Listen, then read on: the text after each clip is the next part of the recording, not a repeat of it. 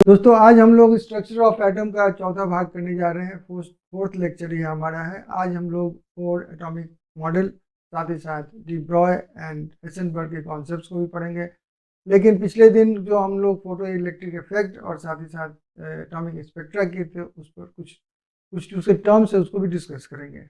और हाँ, अगर अभी तक आपने डेस्टिनी जीत को सब्सक्राइब ना किया हो तो कर लें और बेल आइकन जरूर प्रेस करें ताकि नोटिफिकेशन आपको मिलता रहे। And hello students, welcome to your destiny Jeet. मैं हूँ आपका मेंटर आरके सर। शुरू करते हैं क्लास।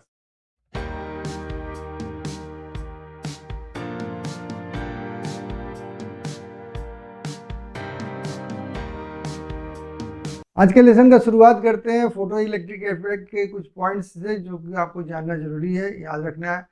और आप जानते हो फोटो इलेक्ट्रिक इफेक्ट क्या होता है। वो प्रूव करता है कि इलेक्ट्रोमैग्नेटिक रेडिएशंस के पास में पार्टिकल बिहेवियर है।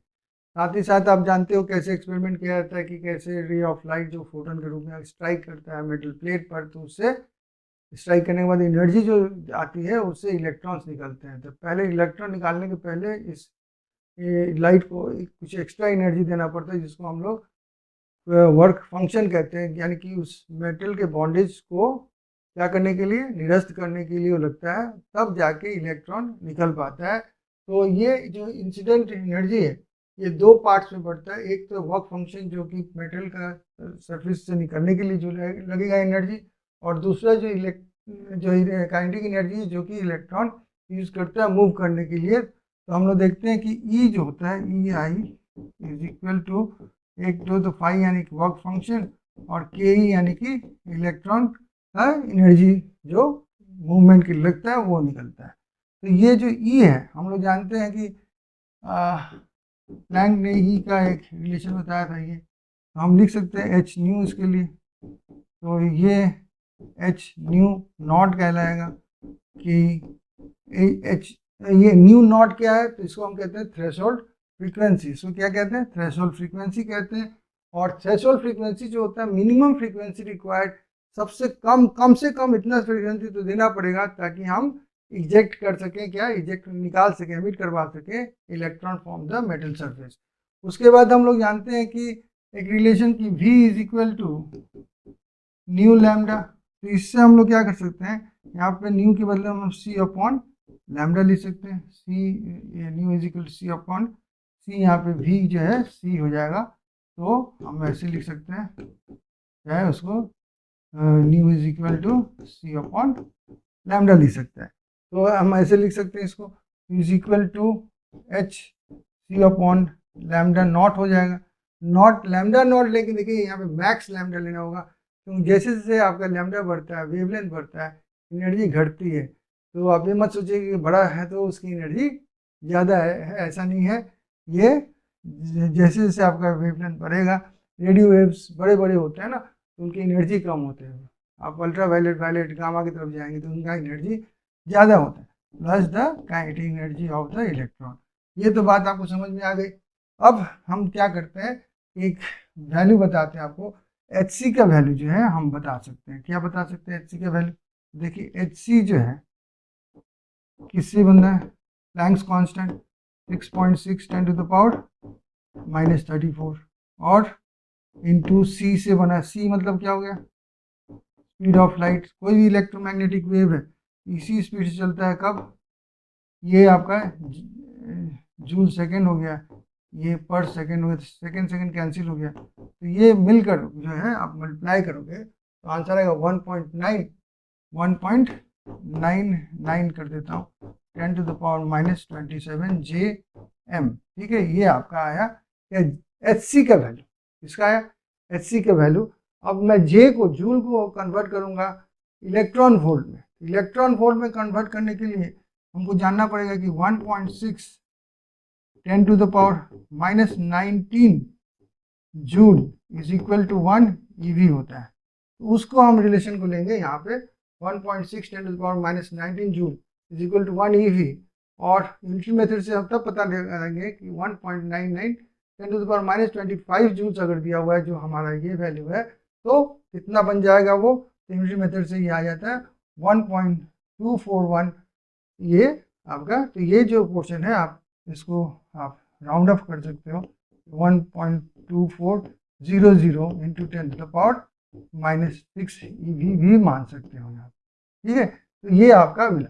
अब आपका तो ये J वाला सेक्शन आप ठीक कर लिए।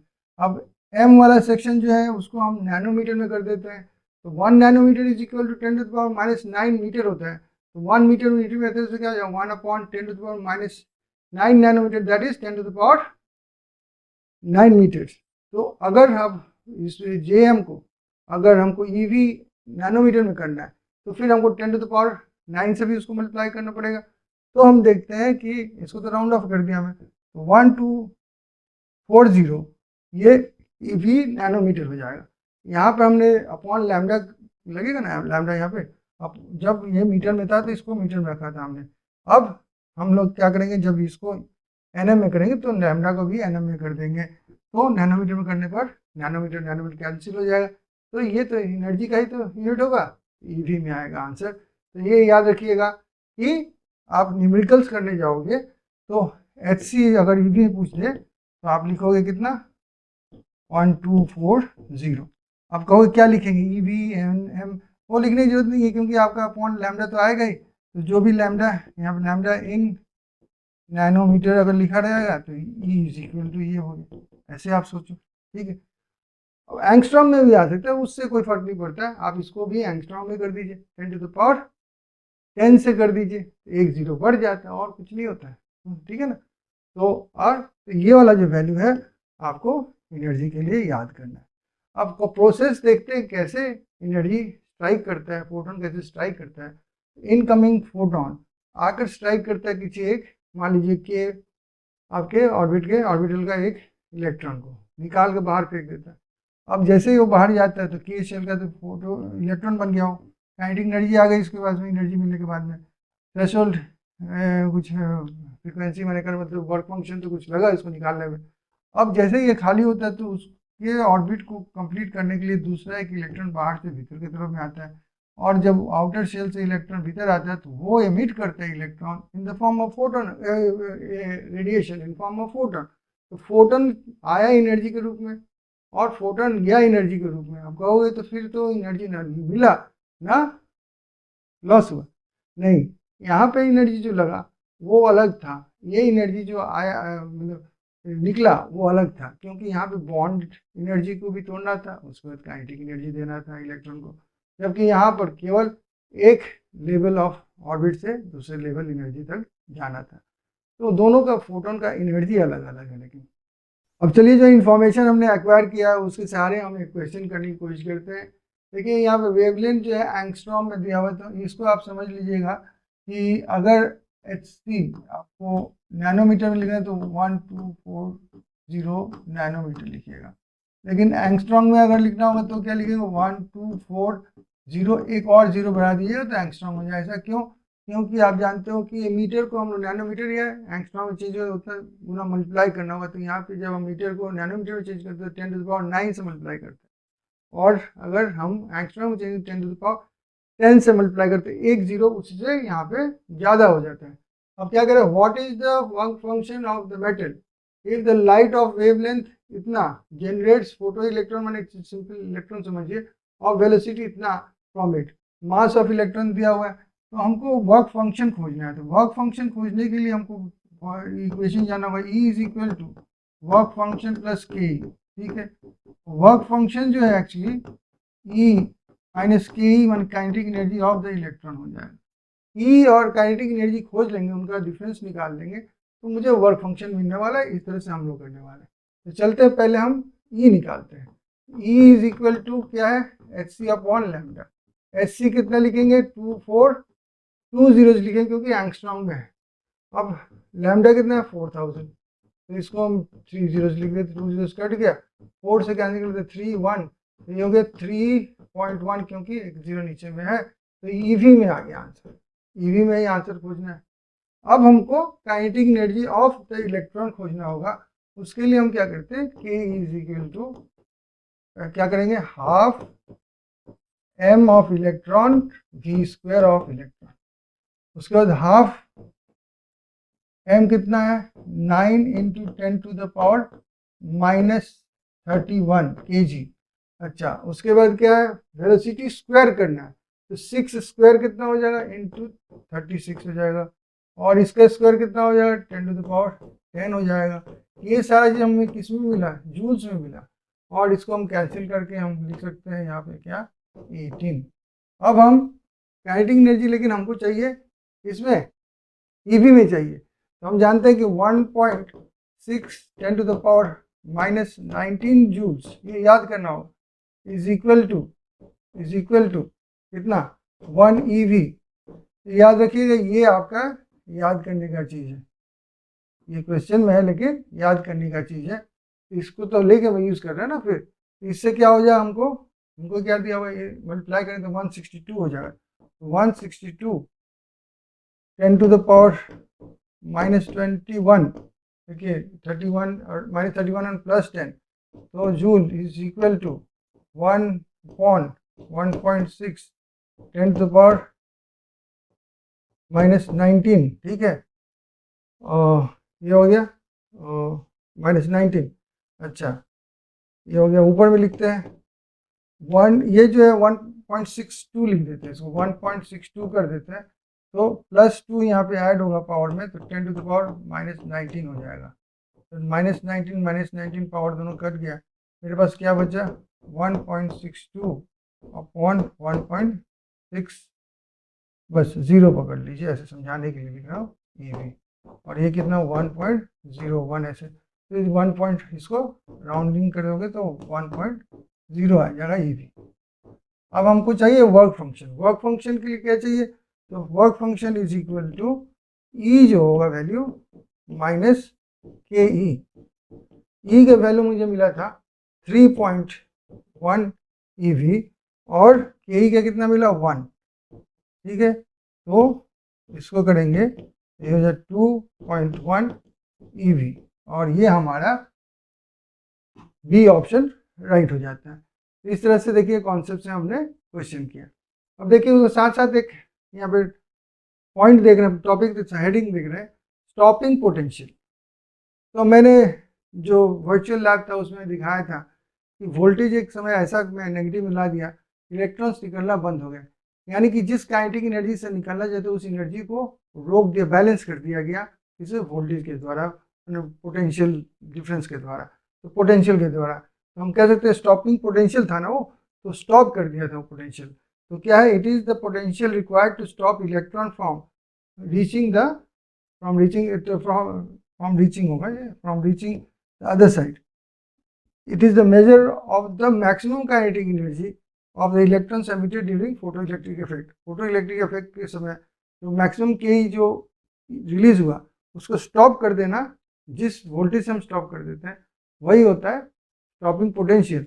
और उसका मेजर क्या होगा, काइनेटिक एनर्जी को ही तो रोका है, तो पोटेंशियल क्या है, एनर्जी है, तो वो स्टॉपिंग पोटेंशियल क्या होगा, उस वही काइनेटिक एनर्जी को आप पोटेंशियल के टर्म में एक्सप्रेस कर सकते हो, यानी कि stopping potential is equal to kinetic energy, maximum kinetic energy of the electron, जो पहला इलेक्ट्रॉन निकलता है उसका काइनेटिक एनर्जी। तो चलिए स्टॉपिंग पोटेंशियल पर एक क्वेश्चन करते हैं, कैसा होता है क्वेश्चन देखें। Calculate the stopping potential for light of wavelength 300 is 1 nanometre में दिया हुआ, याद रखिएगा। इंसिडेंट ऑन फोटो कैथोड, जहाँ से कि कैथोड है जहाँ से इलेक्ट्रॉन निकलेगा। वर्क फंक्शन यहाँ पे दे दिया गया है, समझे, तो आपको खोजना क्या है, calculate the stopping potential. Stopping potential क्या है, हम बोले मैक्सिमम काइनेटिक एनर्जी, यानी kinetic energy of the electron खोजना है। तो आप जानते हो पहले नंबर की दो बातें यहाँ पे आपको पहले से जान के रखना होगा कि E इज इक्वल टू क्या होता है, पाई प्लस के, उससे आपको के ही खोजना है एक्चुअली। स्टॉपिंग पोटेंशियल खोजना मतलब क्या खोजना है,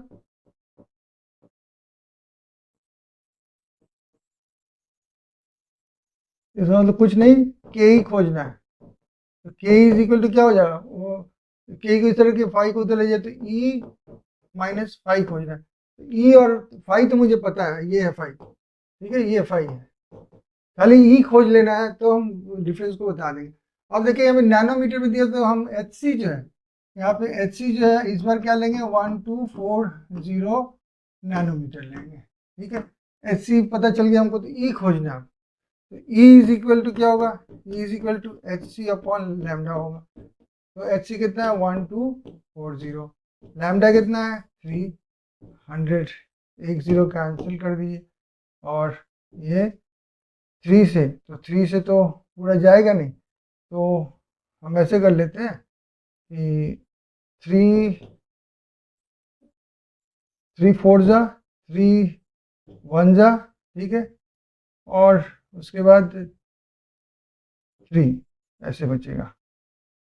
मेरे घर में तो ये 3 4 जा आ गया, ये 3 1 जा, डेसिमल 1 बचा, 10 में किया तो इतना हो गया पॉइंट, ठीक है, अपॉन 10, गॉट इट। तो इसको हम लिख सकते हैं 4.13, यानी कि 4.1 ई भी लिख सकते हैं। तो मेरा अप्रोक्सीमेट इतना आ गया अप्रोक्सीमेशन। अब मुझे क्या खोजना है, के ई खोजना है। के इज इक्वल टू क्या, ई कितना है 4.1, और आपका ये कितना है, ये आपका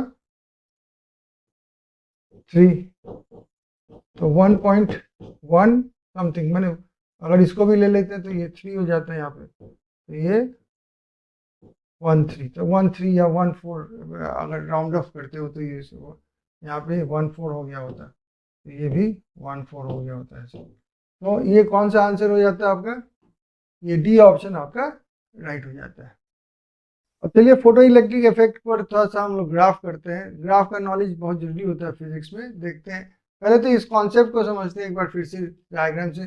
देखिए रेड लाइट जब स्ट्राइक करता है मेटल प्लेट को, तो यहाँ पे देखिए कोई भी इलेक्ट्रॉन इजेक्टेड इलेक्ट्रोफोटॉन्स होगा, फोटो इलेक्ट्रॉन्स कह सकते हो, फोटो इलेक्ट्रॉन्स, ठीक है, फोटो इलेक्ट्रॉन्स होंगे। तो ये फोटो इलेक्ट्रॉन्स कोई भी इजेक्ट नहीं होंगे। क्यों नहीं होंगे फोटो इलेक्ट्रॉन्स इजेक्टेड, क्योंकि एनर्जी एनफ नहीं है, फ्रीक्वेंसी जो है इसकी बहुत कम है, वेवलेंथ बड़ा है, वेवलेंथ बहुत बड़ा है, तो इसलिए इसमें एनर्जी कम है, और एनर्जी इतना नहीं है कि वो थ्रेशोल्ड जो फ्रीक्वेंसी है उससे ज़्यादा जब तक नहीं फ्रीक्वेंसी होगा तब तक एक भी इलेक्ट्रॉन नहीं निकलेगा। जबकि वहीं पे येलो लाइट जब हम स्ट्राइक करते हैं, मान लीजिए ये पोटेशियम प्लेट है, तो आप देखोगे फोटो इलेक्ट्रॉन्स निकलना शुरू हो जाते हैं। क्यों, क्योंकि अब इसके पास एनर्जी फ्रीक्वेंसी जो है ज़्यादा है then the required frequency to overcome the work function of the metal.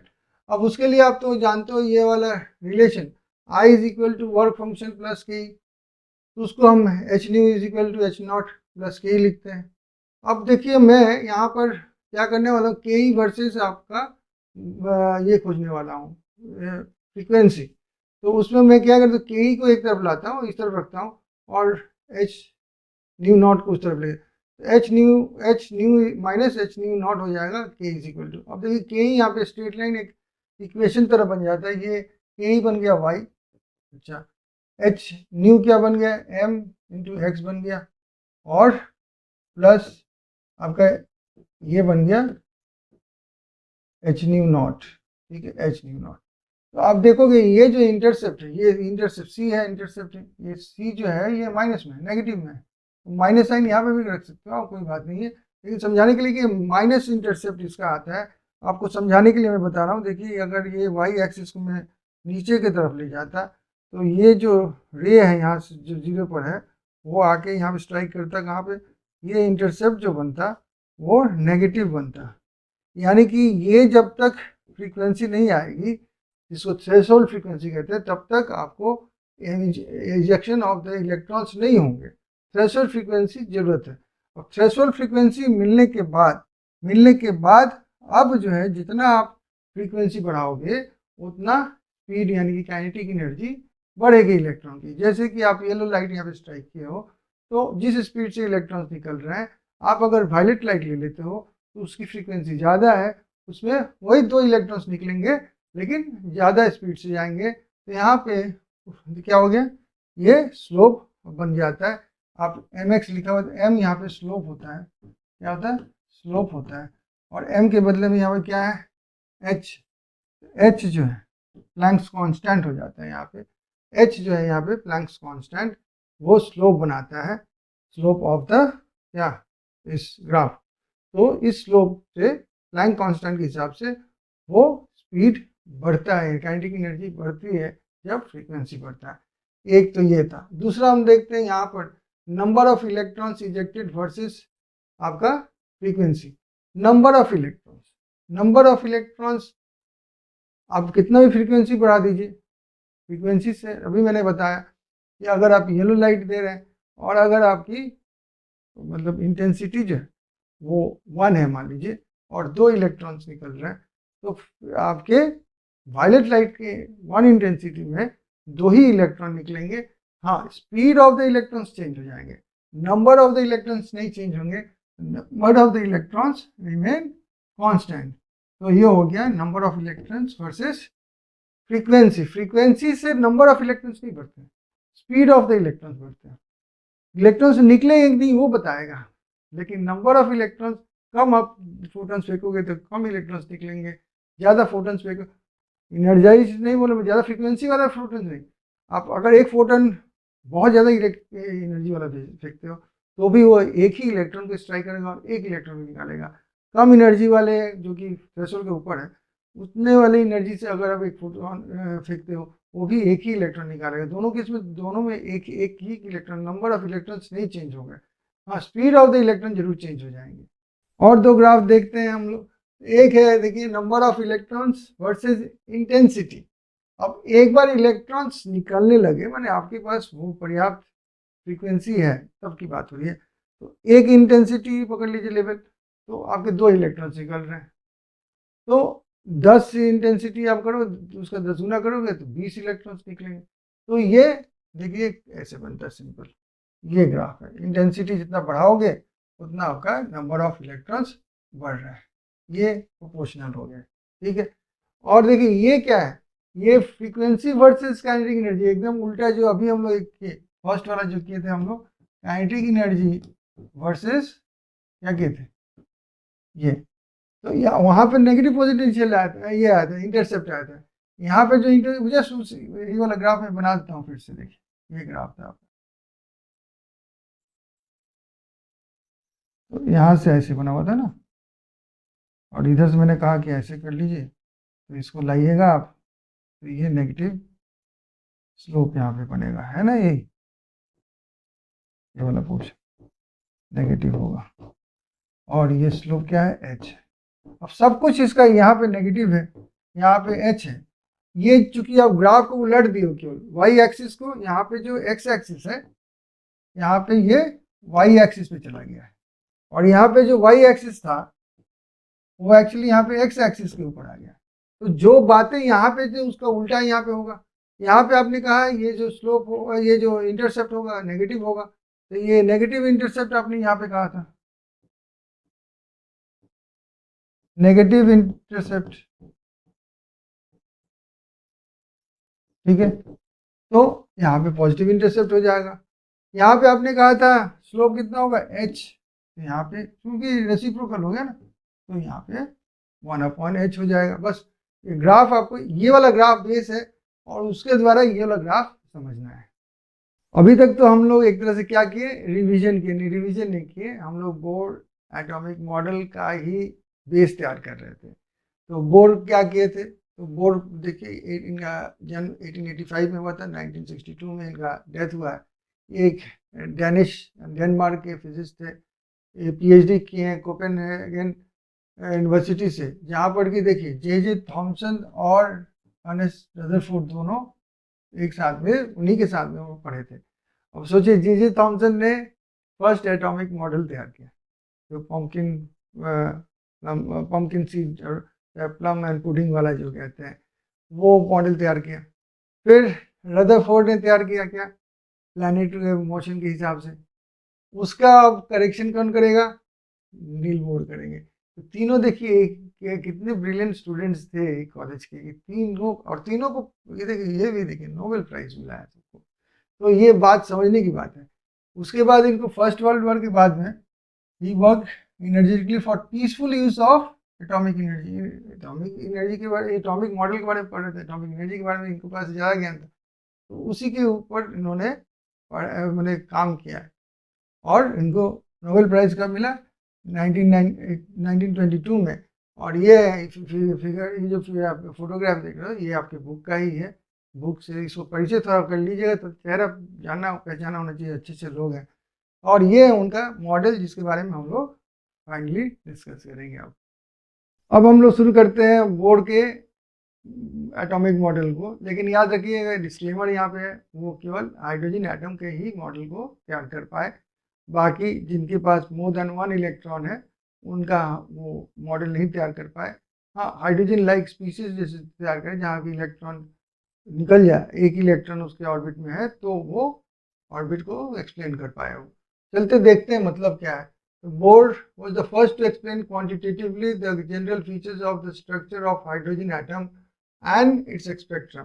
तो उसके स्ट्रक्चर कैसे बनेंगे हाइड्रोजन एटम के, और स्पेक्ट्रम जो एटॉमिक स्पेक्ट्रम हम लोग देखे थे हाइड्रोजन एटम के लिए, उन्होंने ही निकाला था। और इसको कैसे मतलब क्वांटिटेटिवली कैलकुलेशन करके उन्होंने दिखाया कि ये होगा आंसर। तो एक्चुअली वो प्लैंक कांस्टेंट को ही यूज़ किए थे, कॉन्सेप्ट को यूज़ किए थे क्वांटाइजेशन का, जिससे कि एक्चुअली पूरा बेस जो है उनका वही है, वो लोग एक्सपेरिमेंट किए थे, ये क्वांटिटेटिवली मैथमेटिकली उसको कैलकुलेट करके समझाए थे। तो क्या देखते हैं, पहला इनका क्या पोस्टुलेट है कि the electron in the hydrogen atom can move around the nucleus in a circular path of fixed radius and energy. These paths are called orbits, stationary states और अलाउड एनर्जी स्टेट्स। ये orbits हैं जो कि stationary states है, allowed stationary states है।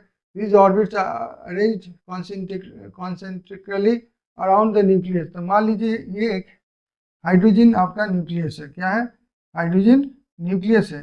इसमें कितने proton होंगे, तो एक प्रोटॉन होता है और कुछ नहीं होता है, न्यूट्रॉन नहीं होता है, ठीक है। अच्छा, इसके चारों तरफ कितने ऑर्बिट्स हैं, एक इलेक्ट्रॉन, तो एक ऑर्बिट होना चाहिए, नहीं, एक एटम के पास में इनफाइनाइट नंबर ऑफ आपके ऑर्बिट्स होंगे, क्या होंगे, इनफाइनाइट नंबर ऑफ ऑर्बिट्स होंगे। अब इसको के कहिए, KLMN। अब आप कहोगे कि नहीं, तो इलेक्ट्रॉन तो हाइड्रोजन का रहता है यहाँ पे, बस हो गया कॉन्फ़िगरेशन। हम क्लास 10 में ये सीखे थे कि 1 हो गया खत्म इस ऑर्बिट में। हाँ, ये बात सही आपने सोचा था, ये ग्राउंड स्टेट की लेवल है, ठीक है। जैसे ही हम इसको कहीं से एनर्जी देते हैं, मान लीजिए यहाँ से एनर्जी दिया गया, ये जंप करना शुरू करेगा, ये जंप करके यहाँ पे आ जाएगा। फिर आपने एक्स्ट्रा एनर्जी दिया और एनर्जी, ये जंप करके हो सकता है इतना एनर्जी दे दिया कि यहाँ पे चला है। अब मान लीजिए और आप एनर्जी दे देते हैं उसको, तो क्या होगा, तो वो हो सकता है जंप करके यहाँ चला जाए, यहाँ पे चला है। और ये जो जगह है, इस जगह से इतना दूर है कि उसके लिए इनफाइनाइट डिस्टेंस हो जाते हैं, वो उसको अट्रैक्ट नहीं कर पाता है, तो इसको इन्फिनिटी वाला पोजीशन कहेंगे।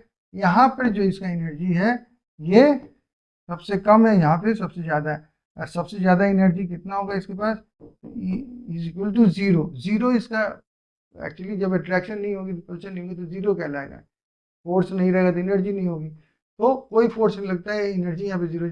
जैसे जैसे वहाँ पे जाता है उसकी नेगेटिव एनर्जी होती जाती है, पॉजिटिव नेगेटिव होती जाती है एक स्टेज पे। अब मान लीजिए ये उल्टा होता कि यहाँ से वो यहाँ जंप करता, तो क्या करता, यहाँ पे था, यहाँ पे आ जाता, वो एनर्जी छोड़ता।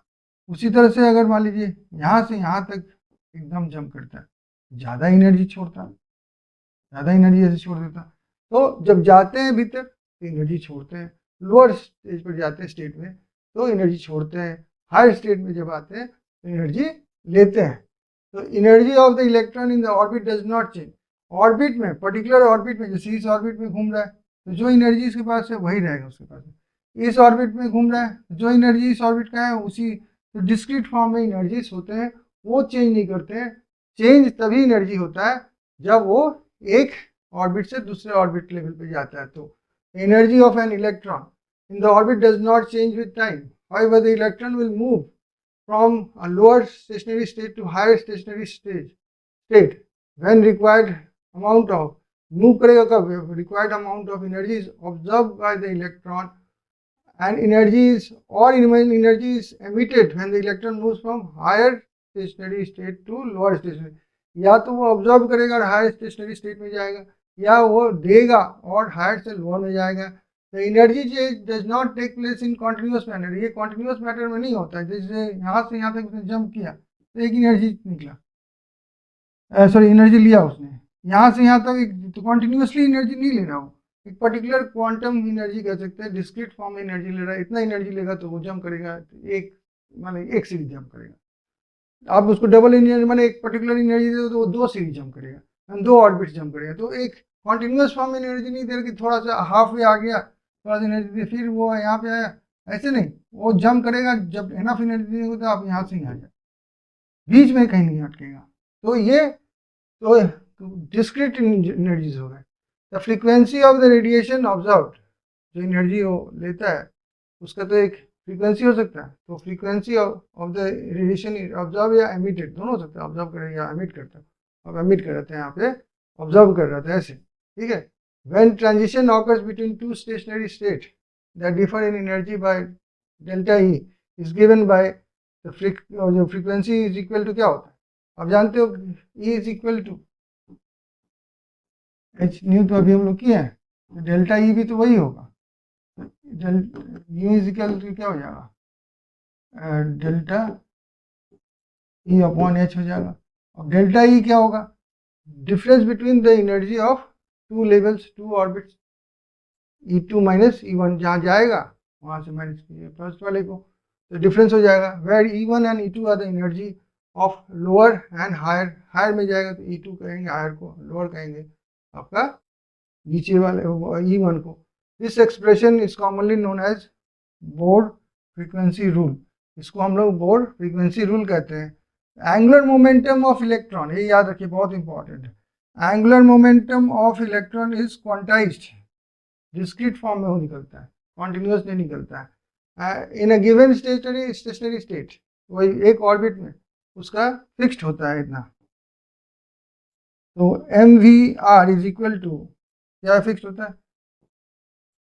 M V R is equal to आपका एन, यहाँ पे मास ऑफ द इलेक्ट्रॉन लेंगे और वी लेंगे आपका ऑफ द एन ऑर्बिट, ठीक है। तो ये जो होगा into N into H upon 2 pi होगा, एच अपॉन 2 पाई एक कांस्टेंट हो गया ना, प्लैंक्स कांस्टेंट, और नीचे हो गया पाई का वैल्यू 3.14, तो 2 इंटू 3.14 इंटू ये एन है, ये एन क्या है, the number of the orbit. जैसे यहाँ पे एन क्या है, K is N is equal to 1, K L जो है वो एन इज इक्वल टू 2 है, एम क्या है, एन इज इक्वल टू 3 है, एन क्या है आपका 4 है, इस तरह एंड सो ऑन। एन आपके नेचुरल नंबर्स होते हैं, ऑर्बिट नंबर्स हैं, तो ये आपको याद करना होगा। ये वैल्यू तो फिक्स्ड हो गया ना आपका, एच अपॉन 2 पाई, एच अपॉन 2 पाई को हम लोग कट एच भी कहते हैं। क्या कहते हैं, कट एच। इसके बारे में हम इस क्लास के एंड में पढ़ेंगे, कट एच कहते हैं टोटल थिंग को। तो हम लोग ऐसे भी कह सकते हैं एन कट एच।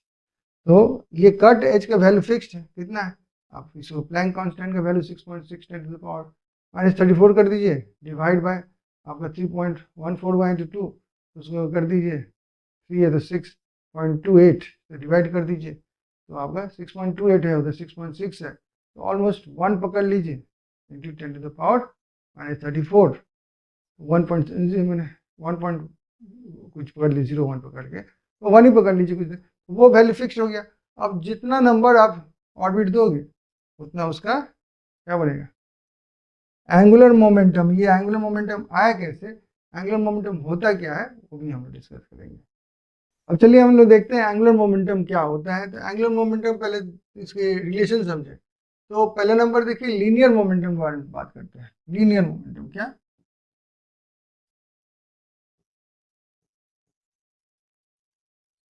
तो लीनियर मोमेंटम क्या होता है, पी से हम डिनोट करते हैं, is equal to M into we.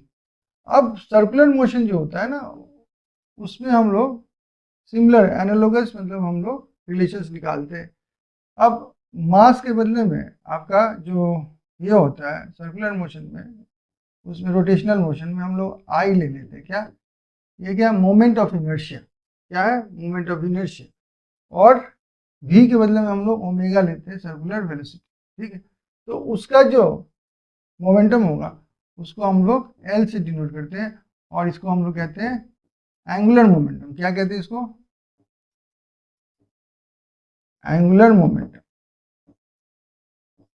ठीक है। तो angular momentum is equal to L, L is equal to आपका आई इंटू ओमेगा। और एक चीज देखिए, आई जो ये होता है तो सर्किल के लिए आई जो होता है, I is equal to moment of inertia is equal to mr²। हम लोग किस लिए ले रहे हैं, सर्कुलर मोशन कौन कर रहा है, इलेक्ट्रॉन कर रहा है, तो हम यहाँ पे m लेंगे। और एक रिलेशन हम जानते हैं कि अगर v है तो v is equal to circular motion वाला जो वेलोसिटी है इनटू रेडियस हो जाता है। ये सारे के सारे हम लोग सीखेंगे फिजिक्स में, ठीक है। अभी तो केमिस्ट्री पढ़ रहे हैं, फिजिक्स में हम लोग सब सारे के सारे चीज़ सीखेंगे। अब देखिए एंगुलर मोमेंटम मुझसे क्या बन गया, हमको ये हमको समझना होगा। यहाँ मैंने लिखा था angular momentum is equal to, मैंने लिखा था angular momentum is equal to I, I के बदले में क्या लिख सकता हूँ, m/r², ठीक है। और ओमेगा के लिए क्या लिख सकता हूँ, v/r लिख सकता हूँ। तो यहाँ पे हमें v/r, एक r कट जाएगा तो m/v/r, ये हो गया आपका लीनियर नहीं एंगुलर मोमेंटम m/v/r। तो इस तरह से हम लोग लीनियर मोमेंटम से हम लोग कंपेयर करके एंगुलर मोमेंटम का रिलेशन निकाले m/v/r। ये mv है और ये जस्ट उसमें देखिए, आप एक ख्याल कीजिए, लीनियर ये है, ठीक है, तो और ये लीनियर है, ठीक है, यहाँ v लिख रहे हैं। जब हम सर्कुलर कर रहे थे ओमेगा कर देते हैं, यहाँ पे ओमेगा कर दिया, यहाँ पे मास है तो यहाँ पे इनर्शिया है। तो एक तरह से सिमिलर थिंग्स लिए गए, यहाँ पे इसको मोमेंटम करें, इसको भी मोमेंटम करें। हाँ सर्कुलर मोमेंटम है इसलिए एंगुलर बोला, एंगुलर वर्ड यूज कर रहे हैं, वहाँ पे सीधा चल रहा है, इसे लीनियर मोमेंटम कह रहे हैं। तो दस an electron can move only in those orbits for which it's angular momentum is integral multiple of, ये भी देखा गया कि एंगुलर मोमेंटम का जो इंटीग्रल मल्टीपल होगा वो h/2π होगा, जिसको हम क्या कहते हैं, h कट बोले थे ना। अब ये एक पर्टिकुलर n के लिए है, ये जो है वैल्यू एक पर्टिकुलर n के लिए, मान लीजिए ये ऑर्बिट 1 के लिए है, क्या ऑर्बिट 1 के लिए एंगुलर मोमेंटम ये है। तो ऑर्बिट 2 होता है तो एंगुलर मोमेंटम कितना होता है, 2 इंटू h/2π होता है। अगर ऑर्बिट आप नंबर 3 लेते हो तो एंगुलर मोमेंटम क्या हो जाएगा, 3 इंटू h/2π, ठीक है। अगर आप ऑर्बिट नंबर n लेते हो तो एंगुलर मोमेंटम कितना हो जाएगा, nh/2π। तो ये था रिलेशन, आपको याद करना होगा। ये देखिए क्वांटाइज्ड है, एक फिक्स्ड अमाउंट है इंटू 2, फिक्स्ड अमाउंट है इंटू 2, कुछ भी इसको पकड़ लीजिए, इसको कुछ पकड़ लीजिए, 10⁻⁻34 ही पकड़ लीजिए, ठीक है। 10⁻⁻34 इंटू 2, 10⁻34 इंटू 3, 10⁻⁻34 इंटू n, 10 ये 1 पकड़ लीजिए यहाँ पे है, तो 10⁻⁻34 इंटू 1 क्वांटाइज वैल्यू हो गया ना। तो बोर के एटॉमिक हाइड्रोजन मॉडल के बारे में बता रहा हूँ। हाइड्रोजन एटॉमिक मॉडल का जो उनका कंस्ट्रक्शन था, उसमें उन्होंने कहा कि ये जो आप ऑर्बिट्स देख रहे हैं, तो एक्चुअली n जो वैल्यू हम बता रहे हैं वो ऑर्बिट नंबर है। ऑर्बिट नंबर अभी हम कह रहे हैं उसको हम लोग प्रिंसिपल क्वांटम नंबर कहेंगे। एक्चुअली इसी चैप्टर में हम लोग पढ़ेंगे ये सब। तो क्वांटम नंबर समझिए, या अभी समझिए कि ऑर्बिट नंबर जो है वो n जो हम यूज़ करते हैं यहाँ पे, इलेक्ट्रॉन्स के स्टेशनरी स्टेट जो है वो n से डिनोट किए जाते हैं, 1 2 3, इसको n यहाँ पे प्रिंसिपल क्वांटम नंबर या ऑर्बिट नंबर कहेंगे, ठीक है।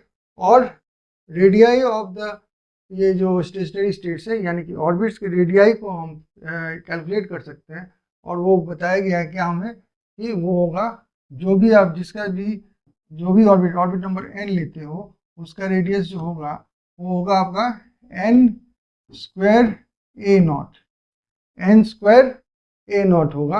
अब देखिए यहाँ पे अगर आप पहला वाला ऑर्बिट लेते हो तो r रेडियस 1 होगा, तो वहाँ पे कितना वैल्यू आएगा, तो 1² a0, यानी कि सिंपली a0।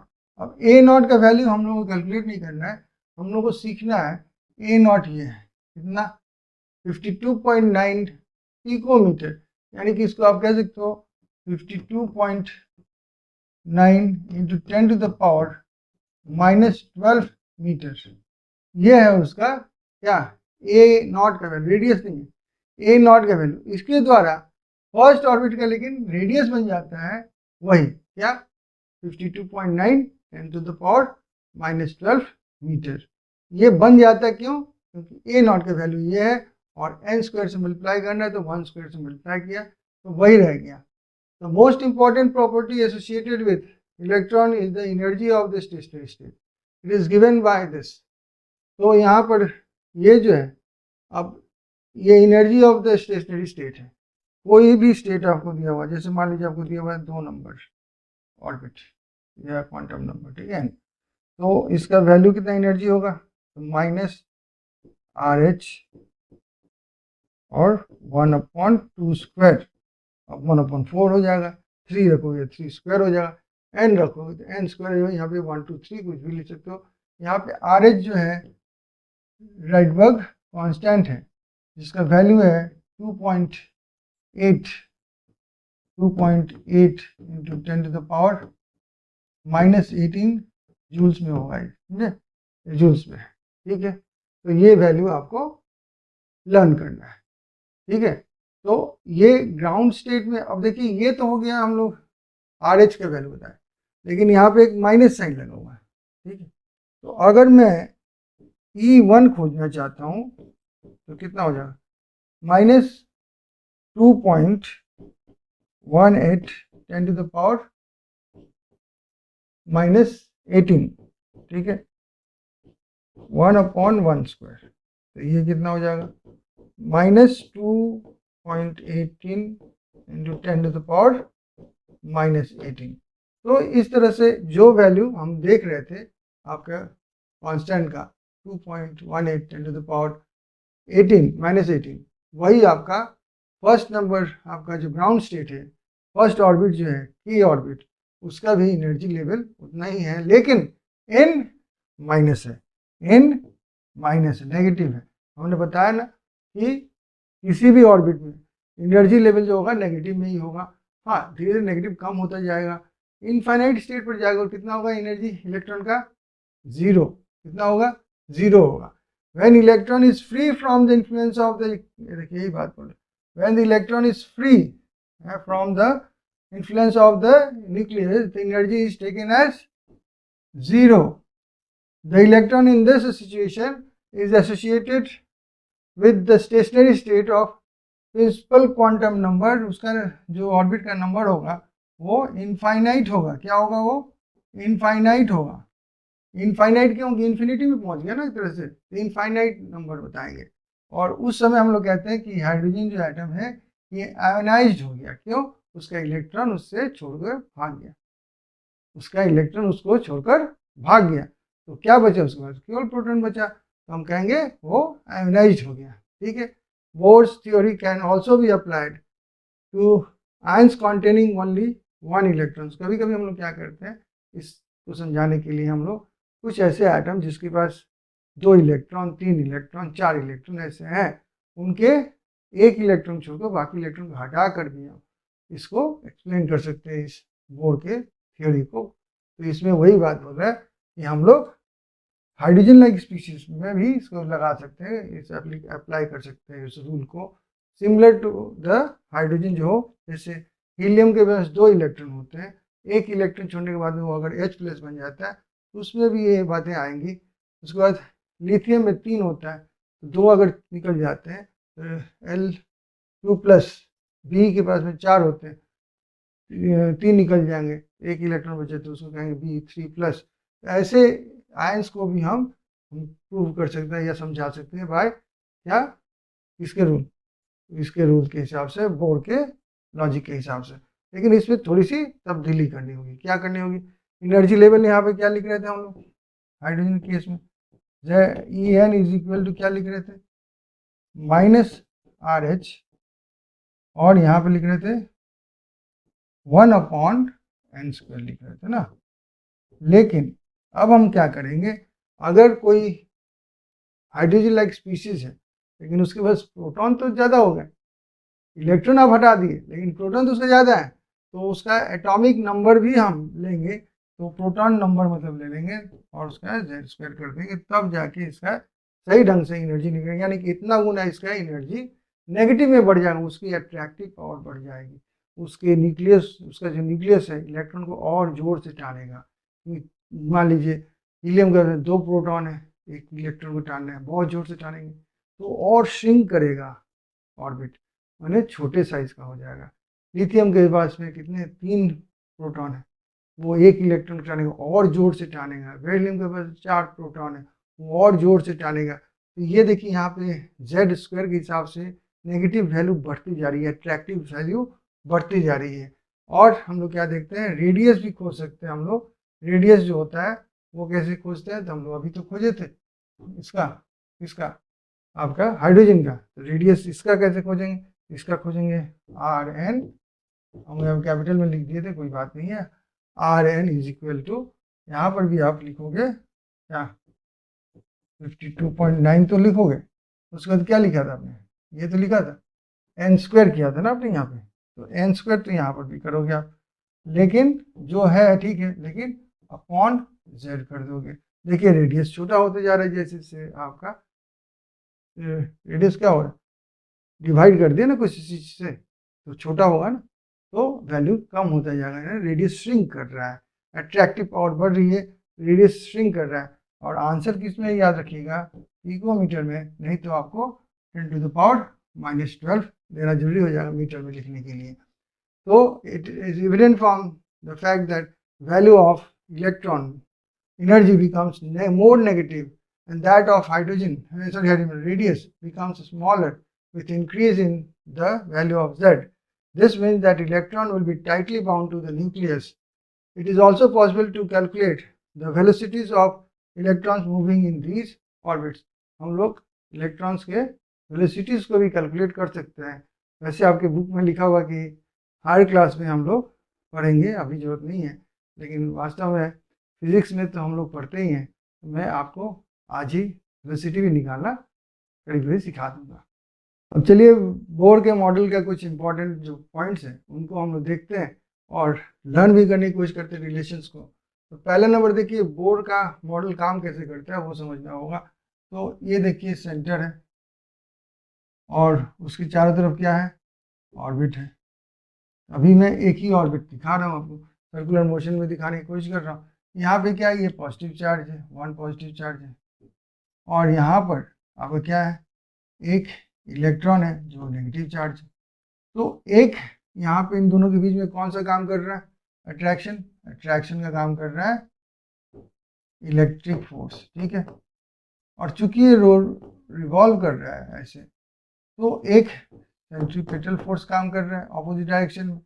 ये दोनों बैलेंस करके ये रोटेशन को हमेशा जारी रखवाते हैं। तो एफ ई यहाँ पे जो है एफ सी के बराबर हो जाता है। अब एफ ई हम तो अभी नहीं जानते, फिजिक्स में हम पढ़ेंगे कि एफ ई जो होता है, एफ ई माने जो इलेक्ट्रिकल फोर्स ऑफ अट्रैक्शन है वो होता है 1/4 pi epsilon naught Q square upon R square. Q charge है, यहाँ पे इलेक्ट्रॉन है, तो ई लिख दोगे आप, ठीक है। तो यहाँ पे E square upon R square हो गया, तो ये हो गया आपका क्या, इलेक्ट्रिकल फोर्स। और ये क्या है, ये एफ सी जो है ये होता है आपका सेंट्रीपेटल फोर्स, जो कि M V square upon R होता है। ये सब फिजिक्स में हम लोग पढ़ेंगे। तो ये सारे के सारे दोनों इक्वेट हो जाते हैं। इक्वेट होने से हमको क्या मिलता है, आर इज इक्वल टू ये मिलता है वैल्यू। अब ये देखिए इसमें इसको छोड़कर, इसको v स्क्वायर को छोड़कर बाकी जितने यहाँ पे पैरामीटर्स हैं सब कांस्टेंट है वैल्यू। इलेक्ट्रॉन का चार्ज फिक्स्ड है, ठीक है, 1.6 × 10⁻⁴ जानते हो ना, ओवर करना है तो कुल हमें बता दोगे। उसके बाद यहाँ पे 4 तो कांस्टेंट है, पाई कांस्टेंट है, एप्सिलॉन नॉट कांस्टेंट है, मास ऑफ इलेक्ट्रॉन कांस्टेंट है। तो सारे के सारे कांस्टेंट होने के चलते मैं उसको k से रिलेट कर देता हूँ। देखिए v का भी हम रिलेशन निकाल सकते हैं, क्या r is equal to 1/v square हो गया। लेकिन और भी आगे देखते हैं, तो क्या देखते हैं, ये तो आपको हम एंगुलर मोमेंटम बताए mvr होता है। और v कौन सा लेंगे, तो जिस ऑर्बिट में है उसका लेंगे। आर कौन सा लेंगे, जिस ऑर्बिट में है उसका नंबर लेंगे, तो वो यही ना क्वांटाइज होता है, h/2 पाई और इंटू एन कर देंगे उस, और आर एन अभी हमने सीखा क्या, एन स्क्वायर ए नॉट का वैल्यू क्या है, ये है मैंने बताया कि वो पिकोमीटर में लिखा हुआ है। अब ए नॉट को यहाँ पे 52.9 10⁻12 मीटर भी कह सकते हैं। अब R1 का वैल्यू क्योंकि वहाँ पे इसमें लिखा था पिको में, मैंने एंगस्ट्रॉम में यहाँ पे लिख दिया, तो 0.529 एंगस्ट्रॉम भी कह सकते हैं इसको। और अब देखिए वेलोसिटी का, तो क्या देखते हैं कि ये याद रखिए V1 जो ऑर्बिट 1 है, फर्स्ट ऑर्बिट, ये फर्स्ट ऑर्बिट, ये V1 फिर से मैं बना देता हूँ, ये देखिए आपका न्यूक्लियस हो गया और ये हो गया फर्स्ट ऑर्बिट, ये हो गया सेकेंड ऑर्बिट, उस तरह से ये हो गया थर्ड ऑर्बिट, ठीक है। तो यहाँ पर जो वेलोसिटी होगा वो मैं बता रहा हूँ आपको, वो वेलोसिटी जो है V1 इज इक्वल टू 2.19 10⁻6 इस स्पीड से यहाँ पर इलेक्ट्रॉन चलता है, ये याद करना है। तो वेलोसिटी में बताया ना आपको। अब जो है मान लीजिए आप यहाँ पे चले जाते हो, ये 1 नंबर हो गया, ये 2 नंबर, 3 नंबर पे आप चले जाते हो, तो 3 नंबर जो ऑर्बिट है उसमें वेलोसिटी कितना होगा वो रिलेशन में आपको बताऊँ। तो V1 का जो है ब्रैकेट Z अपॉन यहाँ पे Z, जो भी यहाँ पे हाइड्रोजन लोगे तो 1 कर दो Z को, और यहाँ पे कौन सा नंबर लिया हो 3। तो यानी कि कहने मतलब आपका देखिए V1 अपॉन 3 हो गया अगर हाइड्रोजन है तो, क्योंकि ये 1 हो जाएगा, Z अगर आपका 1 है तो। इस तरह से हम लोग वेलोसिटी निकाल सकते हैं। तो Vn is equal to, V1 क्या है 2.19 10⁻6 और Z अपॉन एन से मल्टीप्लाई करना है। Z अगर लिथियम, हीलियम ये सब दिए हुए, हीलियम दिया हो तो Z आपका 2 होगा, लिथियम होगा तो Z आपका 3 होगा, बेरिलियम होगा तो Z होगा वो आपका 4, हाइड्रोजन होगा तो वहाँ पे 1 होगा। Z अलग अलग हाइड्रोजन स्पीसीज के एटम के अलग अलग होंगे। एन जो है आप कौन सा ऑर्बिट लेके काम कर रहे हो उस हिसाब से लिखोगे। तो इस तरह से हम लोग वेलोसिटी भी निकाल सकते हैं, रेडियस भी निकाल सकते हैं, और रिलेशन भी समझ लेते हैं कि कौन सा फोर्स जो काम कर रहा है जिसके जरिए ये स्टेशनरी ऑर्बिट में घूम रहा है, वो है इलेक्ट्रिकल एंड सेंट्रीपिटल फोर्स।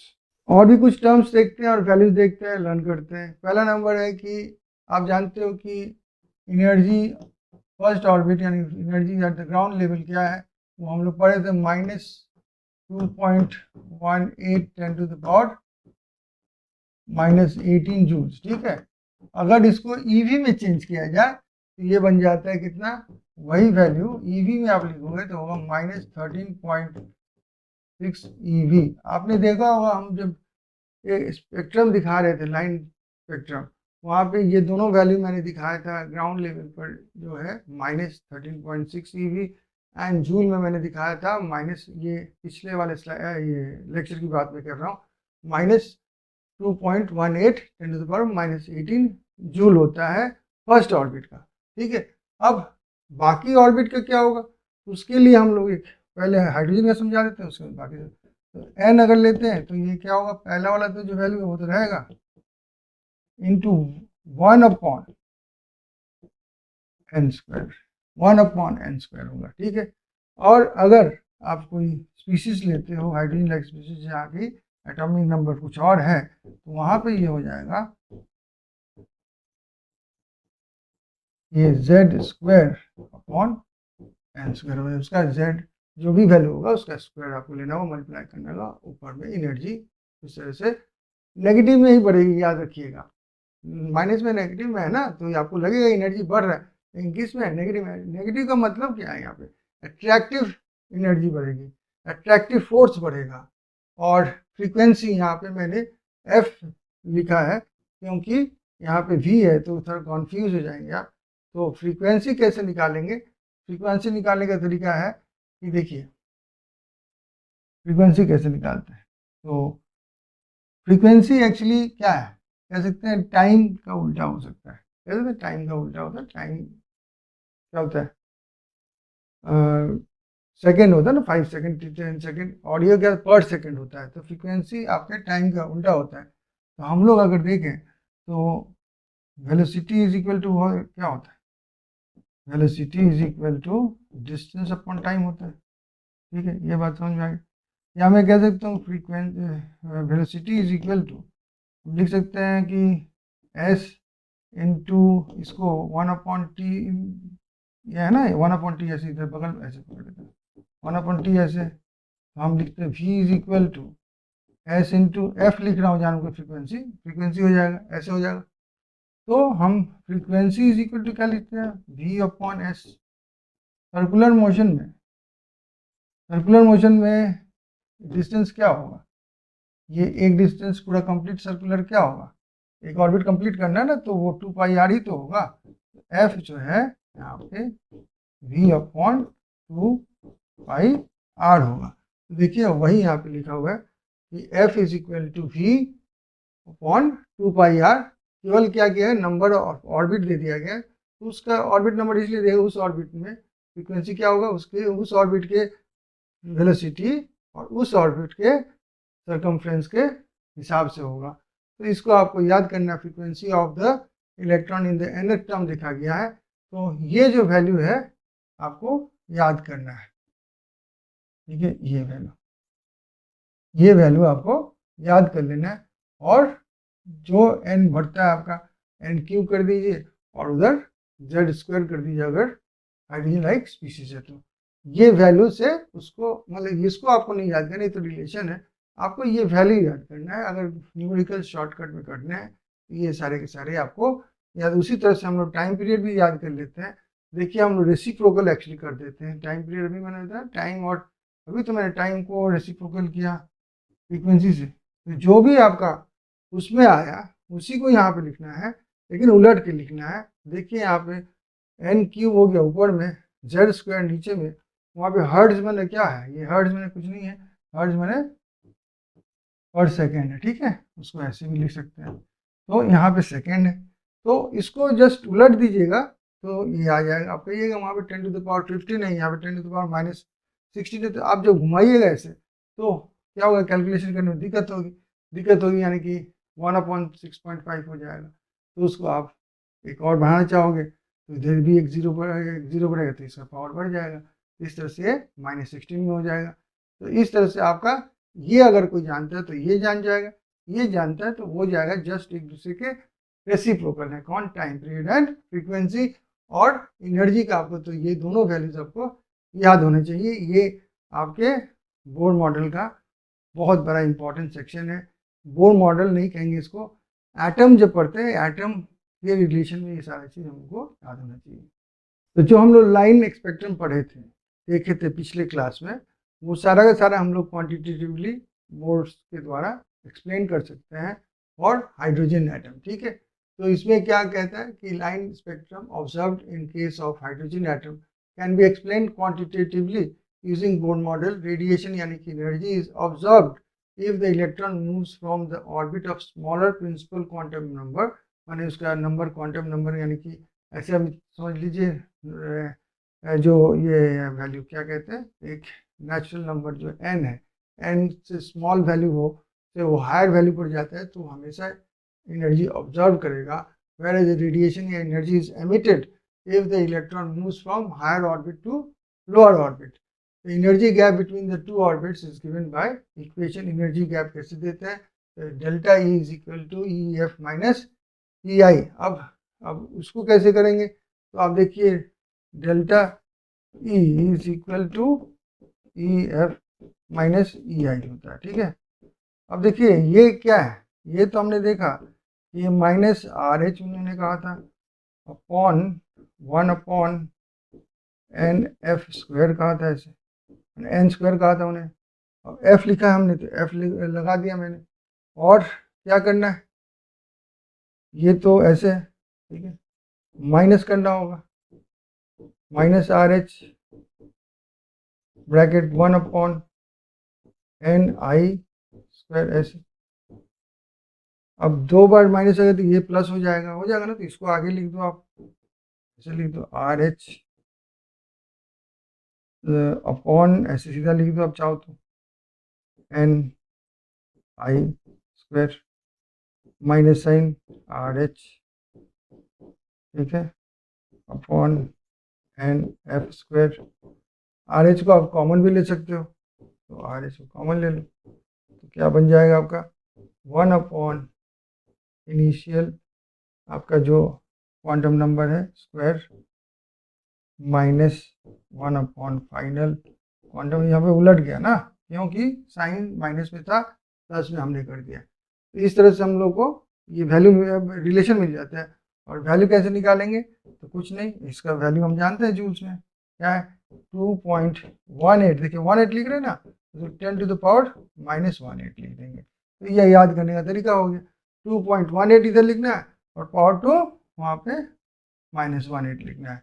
तो उसके बाद ये 1 अपॉन यहाँ पे NI² 1 अपॉन NF²। तो ये है आपका energy difference between two orbits जब जंप करता है electron from one two the other, एक में लेता है एक में देता है, डिपेंड करता है। एनर्जी गैप ये है, यही एनर्जी की डिफरेंस या एनर्जी गैप है। जब वो हायर में जाता है तो लेता है, जब वो लोअर में जाता है हायर से तो वो एनर्जी देता है, लेकिन सेम अमाउंट। अब मान लीजिए वो 2 से 5 नंबर में दौड़ कूद गया, तो जब कूदकेगा ऊपर जाएगा तो जितना एनर्जी लेगा, मान लीजिए x एनर्जी उसने लिया, ठीक। अब अगर वो वापस आता है आपके लोअर में, तो कितना एनर्जी छोड़ेगा, तो उतना ही x एनर्जी छोड़ेगा। चलिए एक छोटा सा क्वेश्चन अटेम्प्ट करते हैं, इसके ऊपर देखते हैं जो हम अभी तक हमने जो सीखा। What are the frequency and wavelength of photon emitted during a transition from n is equal to 5 state to n is equal to 2 state in hydrogen atom। तो एक्चुअली ये फोटोन क्या है, एनर्जी है। एनर्जी ही photon के रूप में आता है, ट्राई करता है आपको इलेक्ट्रॉन को मैंने देते मिलता है, इलेक्ट्रॉन उसको एनर्जी मिलता है जब वो कब आपके वो लोअर से हायर स्टेट में जाता है। जब हायर से लोअर स्टेट में जब इलेक्ट्रॉन जाता है तो फिर क्या होता है, उसको छोड़ता है एनर्जी, वो भी निकलता है इन फॉर्म ऑफ फोटोन। तो यहाँ पे इनिशियल स्टेट क्या है, वो है आपका 5 नंबर स्टेट मैंने ऑर्बिट, और फाइनल स्टेट क्या है आपका 2 ऑर्बिट, ठीक है। आप जानते हो चेंज इन एनर्जी क्या, माने जो एनर्जी निकलेगा या लेगा, ऑब्जर्व करेगा या एमिट करेगा, वो कितना होगा। तो RH bracket 1 upon NI² minus 1 upon NF²। अब RH मैंने कहा था, याद कर लीजिए 2.18 10 टू द पावर -18 जूल्स हो गया, जूल्स में हो गया। तो ये एनर्जी है तो जूल्स में ही आंसर आएगा। और यहाँ पर क्या है आपका 1 अपॉन NI क्या है 5 है, 5² माइनस 1 अपॉन 2², और ये जूल्स में आंसर आपका आएगा। तो अल्टीमेटली क्या हो गया ये आपका 2.18 10 टू द पावर -18, और ये हो गया आपका 25 एंड 4 100 कर देते हैं, और ये हो गया 4 माइनस 25, ठीक है 4 25। तो आंसर क्या है आपका 218 10 to the power -18 into minus sign यहाँ पे दे देते हैं, तो ये कितना हो गया आपका 21/100। तो ये जाएगा फिर ये माइनस में ही होगा, तो आपका हो गया, मैं कैलकुलेट नहीं कर रहा हूँ उसको, 2.18 इंटू 21 10 टू द पावर -20, ये आपका हो गया जूल्स में, ठीक है। देख लीजिए समझ में आएगी नहीं, ये माइनस मैंने किया और ये माइनस साइन दे रहा है। माइनस साइन क्या बता रहा है कि इसमें एनर्जी क्या हो रहा है, एमिट हो रहा है ना, क्या हो रहा है, बाहर निकल रहा है एनर्जी, बाहर एनर्जी निकल रहा है, गिविंग आउट, क्योंकि वो हायर से लोअर की तरफ में, तो हमको एनर्जी से मतलब है, वहाँ से साइन से मतलब नहीं। अब कह रहा है कि frequency and wavelength of the photon बताइए, तो उसके लिए मैं क्या करूँगा, एनर्जी का एक जो ये है relation H is equal to H nu, तो यहाँ पे न्यू मुझे निकल जाएगा कितना E अपॉन H। तो मैं इससे फ्रीक्वेंसी निकाल सकता हूँ, कितना होगा, तो E कितना है 18 into 21 into 10 to the power minus 20 ना, -20, यस। जूल में है तो कोई बात नहीं, हमको फ्रीक्वेंसी में अब जूल नहीं लिखना है। और Planck's constant 6.6 10 to the power -34। इस तरह से आपको क्या मिल जाएगा, इसमें ये 21 है। इस तरह से आपको ये मिल जाएगा फ्रीक्वेंसी। और आपको अब क्या खोजना है, अब आपको खोजना है वेवलेंथ। वेवलेंथ के लिए क्या करोगे, तो आप ये देखो वेलोसिटी, यहाँ की वेलोसिटी ये नहीं लिख के आप ऐसे लिख लो, c is equal to nu lambda. तो हम लैम्डा खोजना चाहते हैं तो क्या लेंगे, c अपॉन न्यू।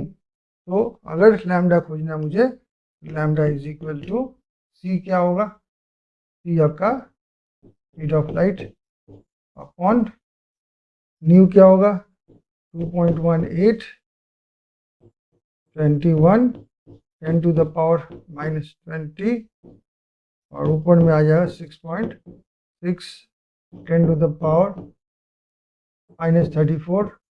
मैं इसको सॉल्व नहीं कर रहा हूँ, कारण है, बता रहा हूँ कारण क्या है। ये आपका एनसीईआरटी के एग्जाम्पल का ये क्वेश्चन है, तो एग्जाम्पल में वर्किंग किया हुआ है, आंसर दिए हुए हैं। मैं तरीका कैसे अप्रोच करना है वो बताना जरूरी समझता हूँ। आंसर्स आपके बुक में है, बुक एनसीईआरटी की बात कर रहा हूँ, एनसीईआरटी में ये एग्जाम्पल है, वहाँ से देख लीजिए आंसर्स क्या है। अब इस क्वेश्चन को देखते हैं क्या क्वेश्चन है कि calculate the energy associated with first orbit of helium plus.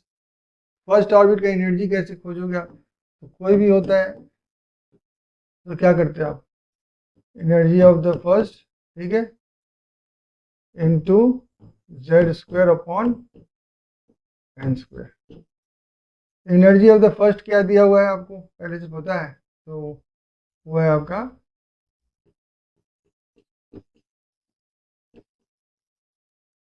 -10 to the power -18।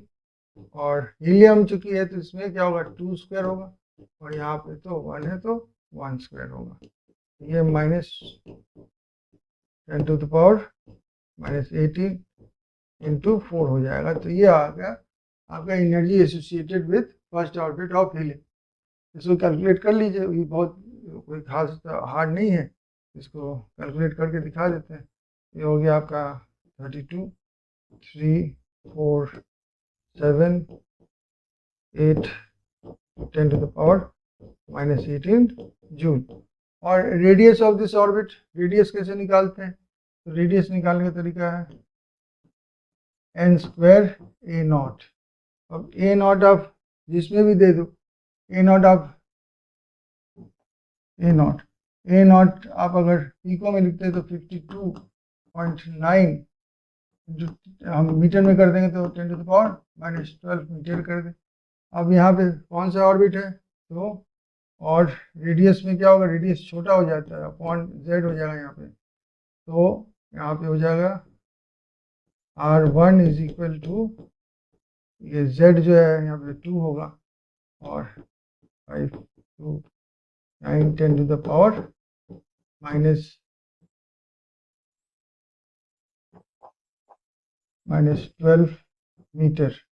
इसको भी आप कर सकते हो, r1 इज इक्वल टू 2 से डिवाइड कीजिए तो ये 2 6 4 5 10 टू द पावर। इसको आप डेसिमल इधर भी कर सकते हो, मैं नहीं कर रहा हूँ जानबूझकर, ये आपको समझाने के लिए कि ये पिकोमीटर है, तो ये ऐसे लिख सकते हैं, इसको हटा के पिकोमीटर लिख सकते हैं। तो इसको r1 is equal to 26.45 pm कर दीजिए तो हो जाएगा। कहीं नैनोमीटर में दिया जा सकता है तो आप इसमें से 10 टू द पावर -3 छोड़ दीजिएगा, 10 टू द पावर -9 को यूज़ कर लीजिएगा। ये अगर एंगस्ट्रॉम में आंसर चाहे तो आप 10 टू द पावर -10 ले लीजिएगा, 10 टू द पावर ये छोड़ दीजिएगा। मैं समझा दूँ, r1 इज इक्वल टू 26.45 में, ये डेसिमल नहीं ठीक कर रहा हूँ, समझा रहा हूँ। इसमें क्या नैनो में करना है, जिसमें 10 टू द पावर पहले -9 हट जाएगा, तो ये हो जाएगा 10 टू द पावर -3 और नैनोमीटर में लिख दोगे। अगर r1 आपको एंगस्ट्रॉम में पूछ रहा है तो इसको लिख दीजिए, उसमें 10 टू द पावर -10 हटेगा, 10 टू द पावर -2 एंगस्ट्रॉम। जिस रूप में आपको चाहिए हर रूट में आपको रेडियस मिल जाएगा। चलिए एक क्वेश्चन करते हैं। एक्चुअली इससे एक कॉन्सेप्ट तैयार होगा। एक तो से ये अलग एक क्वेश्चन है जिसको आपको एक तो तरीका याद करना, ट्रिक याद कर लेना होगा। ट्रिक ही समझिए इसको। देखिए, अगर आपको नेचुरल नंबर्स ऐड करने होते हैं, मान लीजिए आपको बोलते 6 फर्स्ट 6 नेचुरल नंबर ऐड कीजिए, तो आप क्या करते हैं? तो आप ऐसे करते हैं 1 + 2 + 3 + 4 + 5 + 6 ऐड कीजिएगा तो ये 21 आएगा। ठीक है। लेकिन अगर मान लीजिए आपको कहा है फर्स्ट 49 नेचुरल नंबर ऐड कीजिए, फर्स्ट 270 नेचुरल नंबर ऐड कीजिए, तो आप तो फंस जाओगे। उसके लिए एक सम करने के लिए एक तरीका है कि जितने आपको कहा जा रहा है, 6 जैसे कहा गया ना, 1 2 3 4 5 6 तक कहा गया, तो 6 और उसके बाद +1 ऑन 2 कर दीजिए तो आंसर है। जिस अब नंबर ऑफ आप कितने 1 2 3 4 5 6 नेचुरल नंबर लिए हैं और 1 ऐड कीजिए तो 7 हो जाएगा। यहाँ पे 1 2 कीजिएगा तो 3, 21 आपका आ गया। अब इसी तरह का कुछ हद तक हम लोग मेथड यूज करेंगे। यहाँ पर क्या बोल रहा है कि number of spectral lines produced when an electron jumps from fifth orbit. Fifth orbit ये ऑर्बिट आपका है, फिफ्थ ऑर्बिट। यहाँ से जंप करना है उसको कहाँ, टू द सेकेंड ऑर्बिट। तो नंबर ऑफ स्पेक्ट्रल लाइंस कितने बनेंगे? तो आपके हिसाब से आप कहोगे सर फिफ्थ है और सेकेंड है, तो यही तो है आपका, एक बना। नहीं, एक नहीं है, तो बहुत सारे बन सकते हैं। फिफ्थ से 4 में एक जो गया है, फिफ्थ से 4 में गया तो वो भी तो उसी के बीच में आ गया। ठीक है। उसके बाद है, ये है, सारे के सारे आपके इसके बीच के हैं ना। तो total number of spectral lines कितने बनेंगे हम लोग वो बनाएंगे। तो उसका तरीका है कि पहले नंबर की डिफरेंस ऑफ द ऑर्बिट्स लीजिए, तो 5 - 2 कितना होगा, 3 हो गया। जैसे वहाँ पे नंबर ऑफ नेचुरल नंबर्स खोज रहे थे, यहाँ पे वैसे ही डिफरेंस ले लेंगे। अब कहेंगे टोटल लाइंस जो बनेंगे, spectral lines will be equal to 3 and 3 + 1। ये n हो गया, समझिए, n+1 अपॉन 2। तो ये क्या हो गया, 3 × 4/2 और ये बन गया आपका 6। ठीक है। तो 6 लाइंस बनेगा। अब हम लोग कोशिश करें देखने का 6 लाइंस मिलते कि नहीं। देखिए 5 से यहाँ तक एक तो ये तो हम लोग को मिल गया। ये एक लाइन देखिए 5 और 2 के बीच में, ये एक लाइन 5 के और 2 के बीच में है, ये एक लाइन 5 और 2 के बीच में है, ये एक लाइन, ये नहीं सॉरी, ये एक लाइन यहाँ पे 5 और 2 के बीच में, ये और एक लाइन 5 और 2 के बीच में। तो कितने हो गए, 1 2 3 4 5 6, तो हो गए ना 5 6 हो गए ना। तो 6 स्पेक्ट्रल लाइंस आपको दिखाई, इसी से ये फिगर में लिया हूँ ताकि आप समझ मीनिंग क्या है इसका। देखिए मैं अगर दूसरा एग्जाम्पल लेता हूँ, अगर 9th ऑर्बिट होता और मैं जाता हूँ, यहाँ 9 है नहीं, एग्जाम्पल कुछ भी ले सकता था मैं ना, फर्स्ट वाला में आता हूँ, तो कितने स्पेक्ट्रल लाइंस बनते हैं? तो क्या करता मैं, n = लिखता 9 - 1 8। तो टोटल लाइंस कितना मैं लिखता, = 8 और 8 + 1/2, तो 4 और 4 × 9 36 लाइंस आपके बनेंगे टोटल। तो ये तो मैं एग्जांपल के हिसाब से कोई भी आपको दो आपको ऑर्बिट्स दिए रहेंगे, आपको उसको टेंशन नहीं लेनी है। आपको n जैसे कि यहाँ पे जैसे n आपका फॉर्मूला यूज करके आपने किया, उसी तरह से यहाँ पर अब n मान लोगे उसको, डिफरेंस को। और जैसे कि आप सम करते हो नेचुरल नंबर्स का, n number of natural numbers का, उसी तरह से ये फॉर्मूला यहाँ पे इस्तेमाल करोगे, आपको इस तरह का क्वेश्चन इजीली हो जाएगा। चलिए उसी के ऊपर बेस करके एक क्वेश्चन हम लोग और करते हैं, तो कॉन्सेप्ट एकदम क्लियर हो जाएगा। देखिए कह रहा है कि an electron from in H atom, atom तो एच ही लिए हम लोग, jumps from some high level, high level का नंबर पकड़ लीजिए एक्स। ठीक है। 2 आगे गिरता है वो कहाँ, थर्ड पे।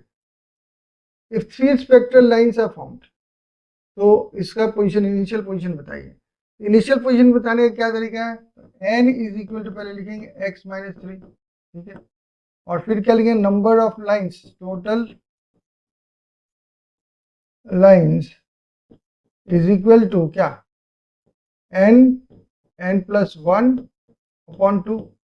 यहाँ पे जो जो दिया हुआ है वो लिख दीजिए, जो नहीं दिया हुआ छोड़ दीजिए। क्या दिया हुआ आपके पास में, आपको दिया हुआ है टोटल लाइंस दिए हुए हैं कितने, 3 स्पेक्ट्रल लाइन्स दिया हुआ है, ठीक है। एन दिया हुआ है नहीं, एन नहीं दिया हुआ है, ये दिया हुआ है आपको, तो एन के लिए लिख लीजिए x-3, और यहाँ पे एन के लिए फिर x-3 लिखिए +1, ठीक है, ऐसे कर लीजिए। x-3 अभी ब्रैकेट में रखते हैं, अपॉन 2 को क्रॉस कर लीजिए, 6 इज इक्वल टू यहाँ पे x-3, और ये खोलिएगा तो x-2 हो जाएगा, ठीक है। अब इसको मल्टीप्लाई कीजिए तो क्या होगा, x², उसके बाद -2x -3x +6, तो ये 6 इधर ला देते हो तो 0 हो जाएगा, x² -5x is equal to 0, x common ले लीजिए तो x -5 इज इक्वल टू 0। तो अब देखिए यहाँ पे दो वैल्यूज आपके x के आ रहे हैं, एक तो इधर x इज इक्वल टू 0 या फिर x -5 इज इक्वल टू 0, उससे क्या आएगा आपका कि x इज इक्वल टू 5 आएगा। अब आपका कॉमन सेंस क्या कह रहा है, ये तो x क्या है, हायर लेवल है, क्या x हायर लेवल है, मोर देन 3 होना चाहिए इसको, तो क्या 0 हो सकता है, तो 0 इज नॉट द आंसर। तो यहाँ पे हायर लेवल कौन सा है, 5 है। इस तरह से हम देखिए निकाल लिए ना। अब बोर का तो मॉडल हमने पढ़ लिए थे, बोर क्या एकदम परफेक्ट मॉडल बनाए थे, नहीं, उनकी भी कोई लिमिटेशंस है, अभी भी ड्रॉबैक्स है, जिसको कि बाद में ठीक किया गया। तो क्या उनके लिमिटेशंस थे, Bohr model was too simple to account for the following point, क्या क्या, it fails to account for final details, जैसे कभी कभी डबल लाइन्स आते हैं, वेरी क्लोज स्पेस्ड लाइन्स आते हैं ऑफ हाइड्रोजन एटम स्पेक्ट्रम में, जो कि सोफिस्टिकेटेड स्पेक्ट्रोस्कोपिक टेक्निक से पता चलता है, उसके बारे में उनके पास कोई व्याख्या नहीं था, एक्सप्लेनेशन नहीं था। This model is also unable to explain the spectrum of atoms other than hydrogen, तो हाइड्रोजन छोड़ के किसी और एटम के बारे में वो तो स्पेक्ट्रम बता ही नहीं पाए। आप हीलियम एटम को बता सकते हैं, लेकिन वो भी 2 इलेक्ट्रॉन लेकर नहीं, वो 1 इलेक्ट्रॉन से ही हाइड्रोजन स्पीशीज लाइक बनाकर ही कर सकते थे वो। उसके बाद Bohr's theory was unable to explain the splitting of spectral lines in presence of magnetic field, जिसको हम लोग जीमैन इफेक्ट कहते हैं। जीमैन इफेक्ट क्या होता है, स्प्लिट कर जाता है आपका मैग्नेटिक फील्ड में स्पेक्ट्रल लाइंस, क्यों मैग्नेटिक फील्ड में स्पेक्ट्रल लाइन स्प्लिट कर रहा है उसका एक्सप्लेनेशन उनके पास नहीं था, या इलेक्ट्रिक फील्ड में क्यों स्प्लिट कर जाता है उसका भी एक्सप्लेनेशन नहीं था। इसको हम लोग कहते हैं स्टार्क इफेक्ट। मैग्नेटिक फील्ड में स्प्लिट करने को हम लोग कहते हैं जीमैन इफेक्ट, और इलेक्ट्रिक फील्ड में स्प्लिट करने को हम लोग कहते हैं Stark effect. It could not explain the ability of atoms to form molecules by chemical bond. Chemical bonding क्यों होती है, कैसे होती है, उनके पास कोई एग्जाम्पल नहीं था, मैंने कोई एक्सप्लेनेशन नहीं था। और एक चीज़, वो तो ये पार्टिकल फॉर्म को बहुत अच्छी तरह समझा दिए कि वो पार्टिकल की तरह बिहेव करता है, लेकिन वेव फॉर्म जो एटम का होता है, उन्होंने कहा कि देखिए, उन्होंने कहा कि ये न्यूक्लियस और ये आपका ऑर्बिट है, उन्होंने एक स्टेशनरी ऑर्बिट बना दी। अब हम लोग देखेंगे हेसेनबर्ग कहेंगे नहीं, ये जो एटम चलता है ये तो वेव फॉर्म है ना, तो ऐसे चलता है, ऐसे चलता है, ठीक है, एटम ऐसे चलता है, और वेव है ना, वेव ऐसे चलता है। तो वो इनसर्टेनिटी प्रिंसिपल उनका वही है कि ये जो डेल्टा एक्स है यहाँ इधर आ गया भीतर, इससे कितना आगे पीछे गया वो हम सर्टेन फॉर्म में नहीं बोल सकते, ये हेसेनबर्ग अनसर्टेनिटी प्रिंसिपल में पढ़ेंगे। लेकिन वेव फॉर्म में भी ये फेल कर गए, जो कि बाद में हेसेनबर्ग में करेक्शन ने बताया कि ऐसे ऑर्बिट में नहीं घूमता है कौन, इलेक्ट्रॉन ऐसे ऐसे घूमता है।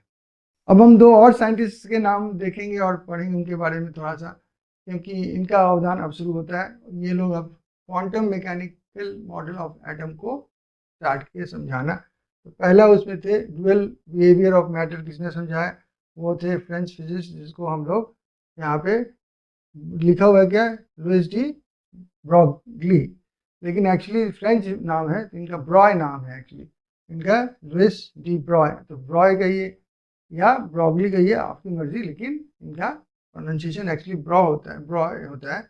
इन 1924 propose that matter like radiation, जैसे मैटर जैसे रेडिएशन जो है, उसके रेडिएशन का हम लोग क्या पढ़े थे, ईएम वेव का क्या पढ़े थे हम लोग, ईएम रेडिएशन क्या पढ़े, डुअल कैरेक्टर पढ़े।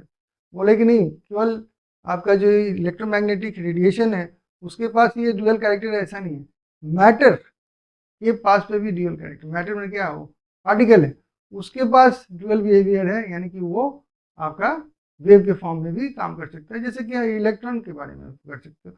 इलेक्ट्रॉन एक मैटर है, वो भी वेव फॉर्म में काम कर सकता है। और तो इस तरह से हम लोग क्या देखते हैं, this means that just as photons has momentum as well as wavelength, electron should also have momentum as well as wavelength. He was awarded Nobel prize in 1929।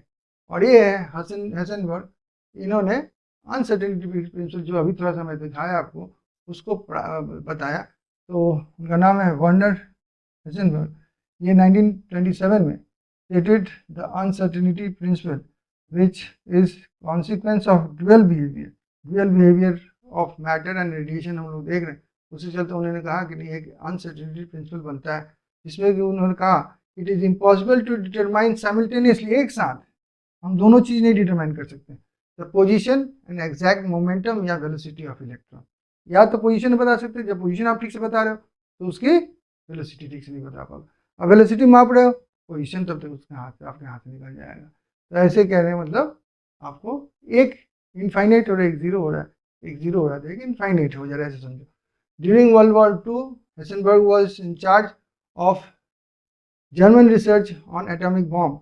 अब एटॉमिक बॉम्ब तो आप ओपेनहाइमर अगर देखे होंगे तो उसमें बात यही होती थी कि हो रही थी मूवी में कि हेसेनबर्ग उधर कोशिश कर रहा है एटम बॉम्ब के बारे में तैयारी करने का, हम लोग उसके पहले तैयार करेंगे। तो Heisenberg was awarded Nobel prize in physics in 1932। अब हम लोग पहले पढ़ेंगे डी ब्रॉय का डुअल बिहेवियर ऑफ मैटर। तो आइंस्टाइन का एक इक्वेशन आपको पता होगा एनर्जी और मास का, कि change in mass delta M लिखते हैं, लेकिन हम जनरल फॉर्म में बता रहे हैं, is equal to this, E is equal to m c square. और प्लैंक्स का इक्वेशन आप एनर्जी का आपने देखा ही है, क्या है, एच न्यू।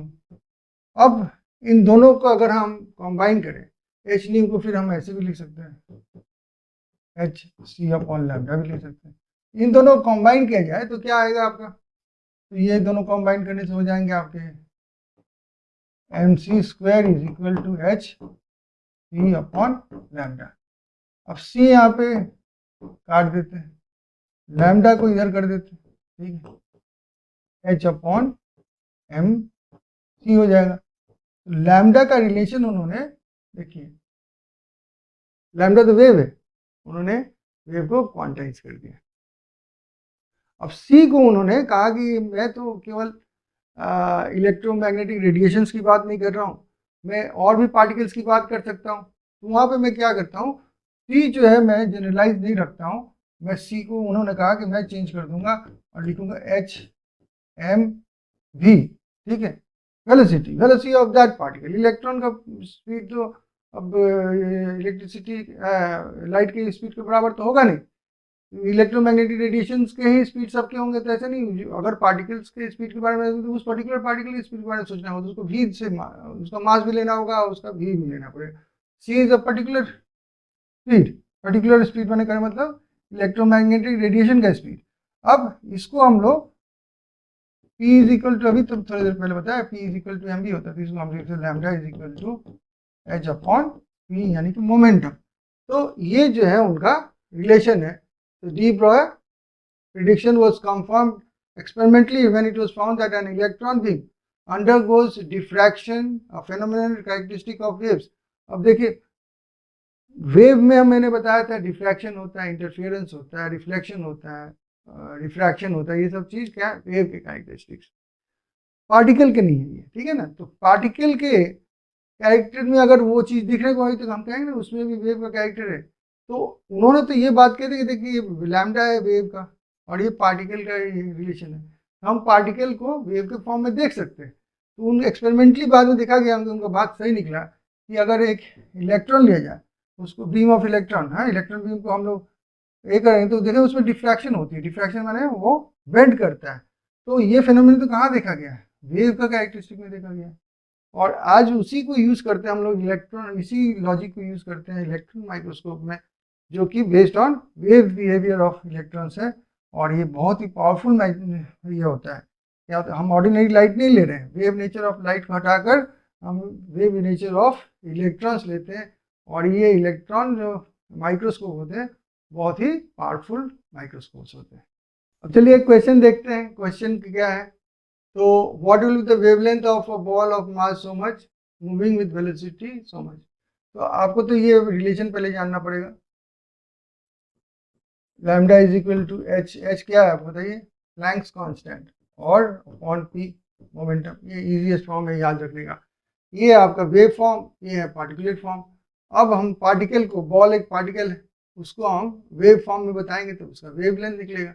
अब देखते हैं उसका वेव लेंथ। तो लैम्डा निकालना है तो हम क्या करेंगे, 6.6 10 टू द पावर -34 कर देंगे यहाँ अपॉन, अब मास क्या मास इंटू ये एम वी है ना, ये पी इज इक्वल टू क्या होता है, एम इंटू वी होता है। एम कितना, मास 0.1 kg, ठीक है, हम चल रहे ऐसा यूनिट में चल रहे, ठीक है।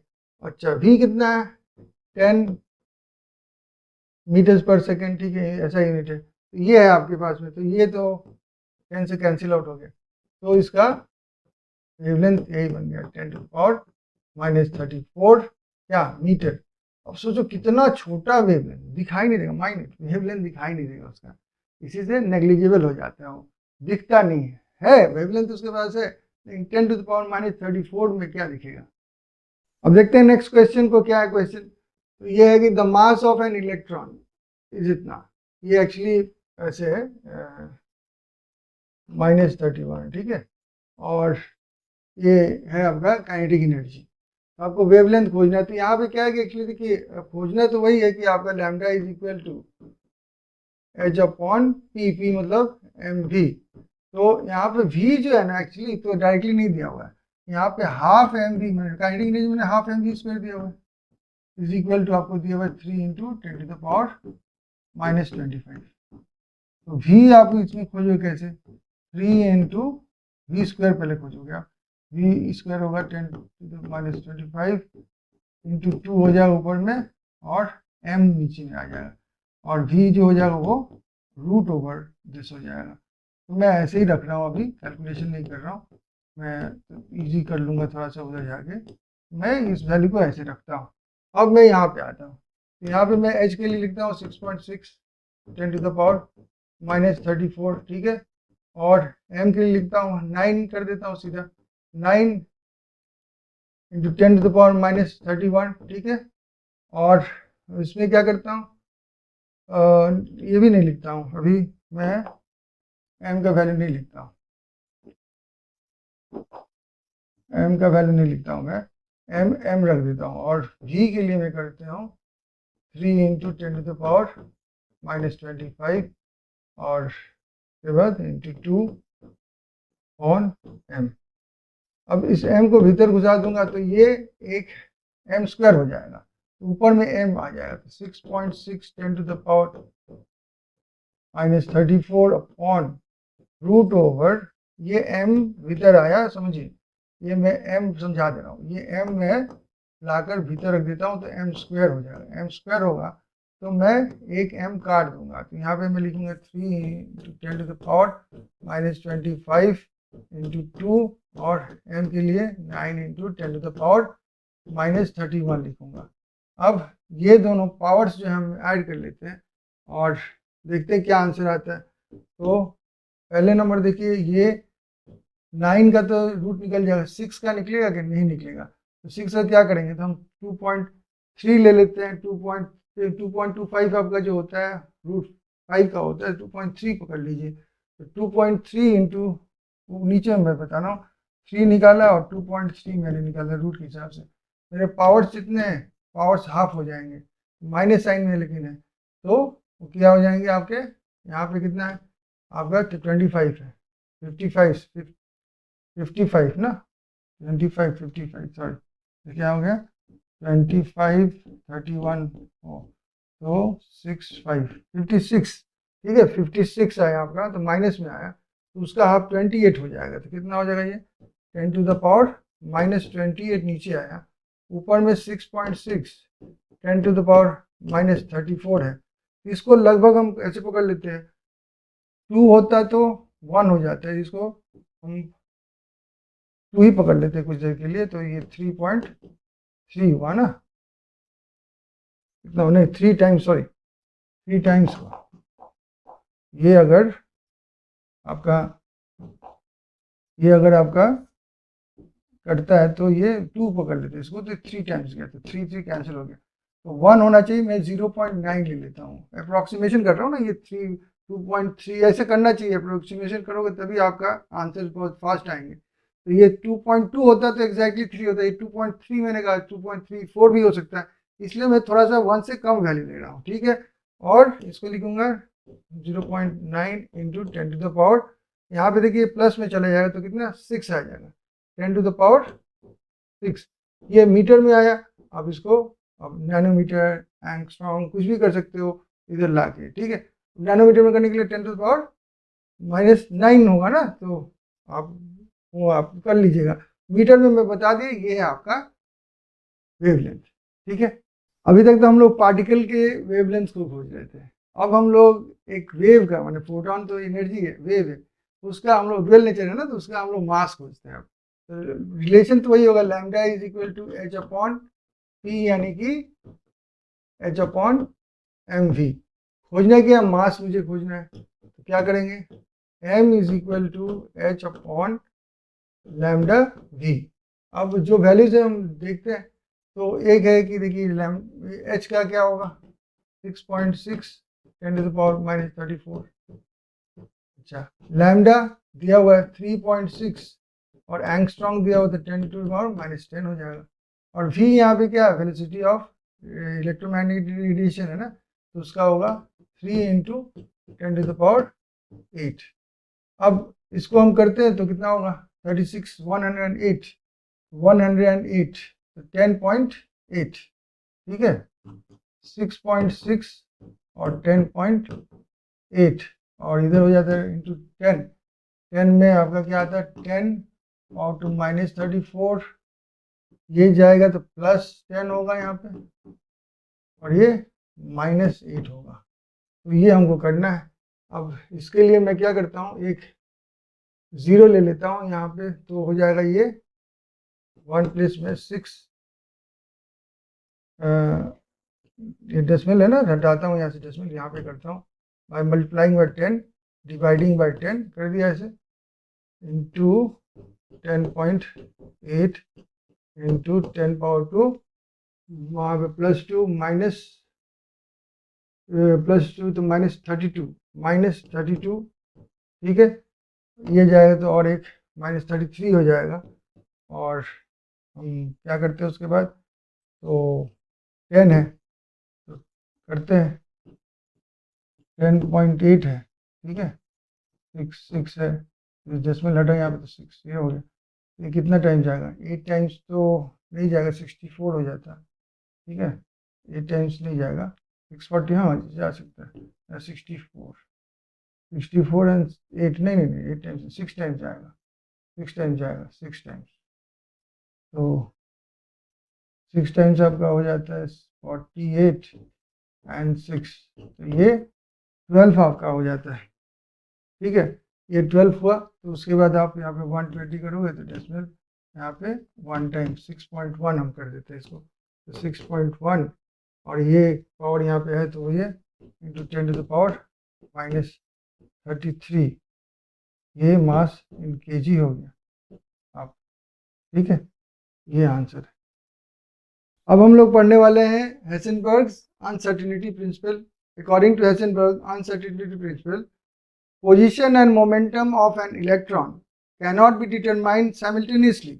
डिटरमाइन कर लेकिन साइमल्टेनियसली नहीं डिटरमाइन हो सकता है विथ एब्सोल्यूट एक्यूरेसी, एकदम एक्यूरेसी के साथ में हम लोग दोनों चीज़ों को, यानी कि क्या उसका जो इलेक्ट्रॉन का मोमेंटम है, मोमेंटम माने आप वेलोसिटी भी बोल सकते हो, एंड पोजीशन, दोनों एक साथ में नहीं बोल सकते। जैसे कि देखिए यहाँ पर इक्वेशन है कि change in position into change in momentum will be equal to or greater than h upon 4 pi, या उसी को मोमेंटम को हम मास इनटू ऐसे लिख सकते हैं ना, मास इनटू वेलोसिटी, तो this also will give you, मतलब delta x mass into delta v will give you greater than और equal to h upon 4 pi, या फिर हम लिख delta x upon delta v is greater than equal to h upon 4 pi m. तो ये equations थे जो कि अनसर्टेनिटी प्रिंसिपल के इक्वेशन बनते हैं।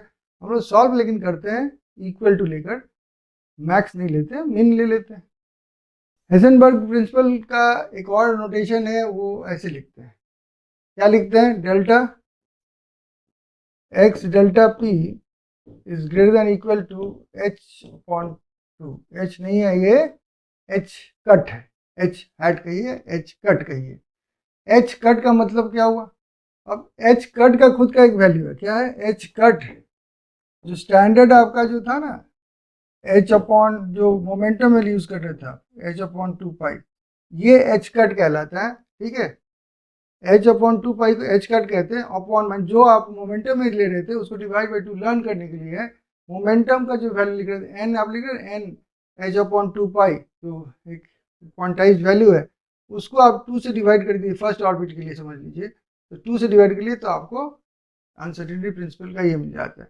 अब इसमें देखिए मैं एक और चीज़ आपको दिखाता हूँ। देखिए डेल्टा एक्स है और डेल्टा पी है, ठीक है, इज इक्वल टू और इक्वल टू ये क्या है, एच अपॉन 4 पाई, जो एक्चुअली ऐसे होता है ना। अब देखिए मैं यहाँ पर p से मल्टीप्लाई करता हूँ और फिर p से डिवाइड भी कर देता हूँ, कोई अंतर होगा? ठीक है ना, कोई दिक्कत नहीं है ना। तो h अपॉन 4 पाई। अब देखिए ये change in momentum force is equal to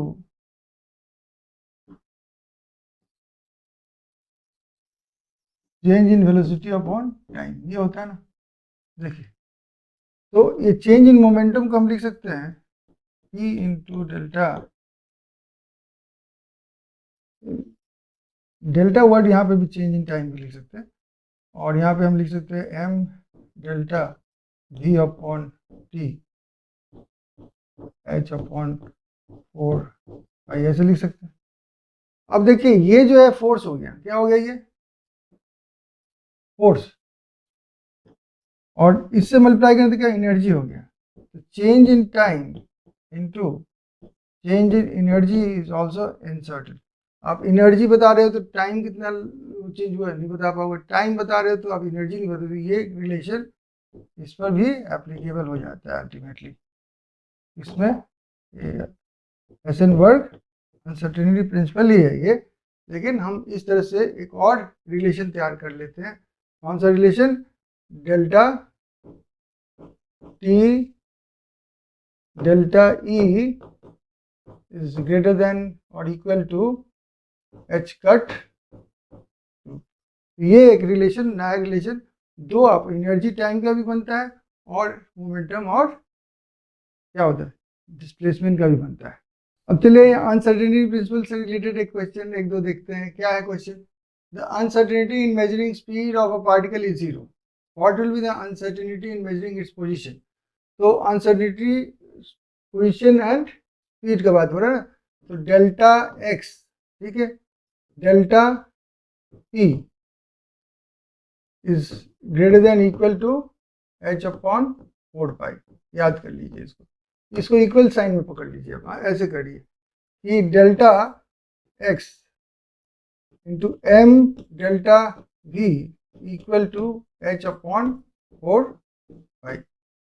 तो मुझे क्या इसमें अनसर्टेनिटी देखना है, what will the uncertainty in position. तो पोजीशन रखिए यहाँ पे डेल्टा ये, और बाकी सब उधर ले जाइए। तो ये हो गया 4 m pi into delta v. अब कह रहा है कि अनसर्टेनिटी इन मेजरिंग स्पीड मान वेलोसिटी इज जीरो, तो what is the uncertainty in measuring your position distance. तो पोजीशन क्या होगा उसका, तो h upon 4 m pi into zero, तो ये क्या हो जाए एच अपॉन जीरो, तो ये क्या देगा आपको इन्फिनिटी। तो यानी कि जब आपका वेलोसिटी जीरो हो रहा है, पोजीशन कहाँ चला जाता है, इनफाइनाइट पोजीशन चला जा रहा है। जब आपका जब वेलोसिटी जीरो होगा तो क्या होगा, जब आपका वेलोसिटी जीरो होगा तो कहाँ गया पोजीशन, इनफाइनाइट। यानी कि अगर आपका पोजीशन जीरो हो जाए, पोजीशन जीरो पोजीशन, तो उसका स्पीड कितना होगा, इनफाइनाइट, इनॉर्मस स्पीड हो जाएगा। चलते हैं अगला क्वेश्चन देखते हैं। इसके लिए एक चीज मैं बता रहा हूँ, ये वाला जो है ना, ये h/4π, उसको आप एक वैल्यू याद कर सकते हो न्यूमेरिकल्स के लिए, 0.53 10⁻34। आप ऐसे भी सोचते हैं 6.6 आपका क्या होता है, 10⁻34 प्लैंक्स कांस्टेंट होता है। आप इसको 0.6 पकड़ लीजिएगा, अप्रोक्सीमेशन तो आ जाएगा 0.6, 6.6 नहीं, पहले वाला 6 को हटा दीजिए, 0.6 कर दीजिए 10⁻34, तो लगभग आंसर आ जाएगा आपका। जल्दीबाजी में करना है तो ऐसे कर सकते हैं। तो यहाँ पे क्या कह रहा है, कह रहा है कि the ball has a mass of so much and speed of so much, if the speed can be measured with in accuracy of इतना। एक्चुअली एक्यूरेसी ऑफ इतना मतलब हो गया कि इसका स्पीड, चेंज इन स्पीड जो है आपको लेना पड़ेगा, 45 स्पीड है, एक्यूरेसी इसकी 2%, ठीक है। तो ऐसे देखेंगे तो ये हो गया 90/100, यानी कि इसकी स्पीड, चेंज इन स्पीड ये देखेंगे, ठीक है। हो गया स्पीड, ये पता चल गया। Calculate the uncertainty of position. अब आप जानते हो कि delta x delta v is equal to आपका, यहाँ पे m है, m को नीचे में ले जा रहा हूँ, ठीक है। h/4 पाई और m अलग से, तो इसको मैं स्क्वायर कर दे रहा हूँ क्योंकि मैं वैल्यू वहाँ से लिखूंगा। अब मुझे पोजीशन खोजने है, पहले तो v को भी ले जाना नीचे, तो delta x is equal to h/4 pi m delta v। तो इसको मैं लिखता हूँ अब कितना, इसको लिखता हूँ 0.53 10⁻34 अपॉन मास क्या दिया हुआ है 40 ग्राम्स, तो ग्राम्स में नहीं लिखेंगे, 40/1000 कर देंगे, क्यों, किलोग्राम में लिखना होगा, ठीक है। और अभी मैंने डेल्टा वी खोजा 0.9, इस तरह से हम लोग इसको कैलकुलेट करने की कोशिश करेंगे। तो इसको 54 पकड़ लीजिए आप, इसको 54 पकड़ लीजिए, 100 ऊपर जाएगा, और तो 54 पकड़िएगा तो 6 टाइम्स हो जाएगा ना, एक तरह से डेसिमल है। तो हम करते हैं यहाँ 0.54 देखिए, और यहाँ पे 0.9 है। अब ऐसे हटाते हो तो आपका यहाँ पे 0.6 हो गया, 0.6, तो 0.6 ऊपर में, ठीक है। और 10⁻34 नीचे में आपके पास क्या है, अब केवल 4 बचा हुआ है, ठीक है। और 10⁻2 प्लस ऊपर चला जाएगा, तो आपके पास यहाँ पे हो जाता है, इसको करते हो तो 0. मैं 2 से काट देता हूँ पहले, 0.3, तो 15 10⁻32, ठीक है। ये मैं पोजीशन बता रहा हूँ मीटर्स में, ये मीटर्स में, आप ऐसे छोड़ सकते हो, एक्टर्स में लिख देगा और बढ़ा सकते हो पावर, ये मीटर्स में आपका आंसर आ गया। चलिए एक क्वेश्चन और देखते हैं, क्या क्वेश्चन कि delta x is equal to, दे दिया डेल्टा एक्स का वैल्यू है ये, एक्चुअली इसको क्या लिख सकते हैं हम, delta x is equal to 2 into m delta v, ठीक है। ये तो अलग से दिया हुआ हमको, अब मैं जो जानता हूँ वो लिखूँ, क्या जानता हूँ कि delta x into delta p is equal to करेंगे ना, या h/4, ठीक है। अब इसको लिखेंगे हम लोग delta x into m delta v is equal to h/4 ठीक है। लेकिन डेल्टा एक्स मुझे दिया हुआ है, ये वाला क्या दिया हुआ, 2 into m डेल्टा v, और यहाँ पे m delta v is equal to h/4। क्या करना है, डेल्टा v खोजना है, अब देखिए मुझे डेल्टा वी 2 मिल गए, तो मैं क्या लिखूंगा 2m² delta v square is equal to h/4 pi. तो मैं डेल्टा वी स्क्वायर को एक तरफ रखता हूँ और बाकी चीज़ों को उधर ले जाता हूँ, तो 4 पाई इंटू मल्टीप्लिकेशन साइड दे देता 2m²। ठीक है, अब इसको और सिंप्लीफाई करता हूँ तो लिखूंगा delta delta v is equal to root over, square root करेगा ना, इसको स्क्वायर रूट कर दिया, h/8 पाई m²। आप यहाँ भी छोड़ सकते हो, m और 2 एक बाहर निकाल सकते हो, वो भी आप काम कर सकते हो कि 1/, यहाँ पे 2 एक निकलेगा क्योंकि 8 है तो 4 का रूट निकल जाएगा 2 और m निकल जाएगा, आपके पास रूट ओवर बचेगा पूरा h/2 पाई। ये आपका आंसर बनेगा और डेल्टा वी। तो इसी के साथ आज का क्लास समाप्त होता है। स्ट्रक्चर ऑफ एटम जारी रहेगा, अभी बहुत सारी चीज़ें बाकी हैं, साथ में जुड़े रहिए। मैं हर चीज़, हर पहलू को डिटेल में और बहुत ही आसानी तरीके से आपको समझाने वाला हूँ। एक बार मेरे चैप्टर्स को मैं जिस तरह से पढ़ा रहा हूँ उनको देख लीजिएगा, आप हमेशा के लिए याद रखिएगा। और ये करना मत भूलिएगा, लाइक शेयर सब्सक्राइब जसनीजीत को, ताकि ऊर्जा बनी रहे। और thank you for staying with me so long. और एक चीज़ याद रखिएगा, जसनीजीत के साथ पढ़ते रहो, कामयाबी की ओर बढ़ते रहो। Thank you once again.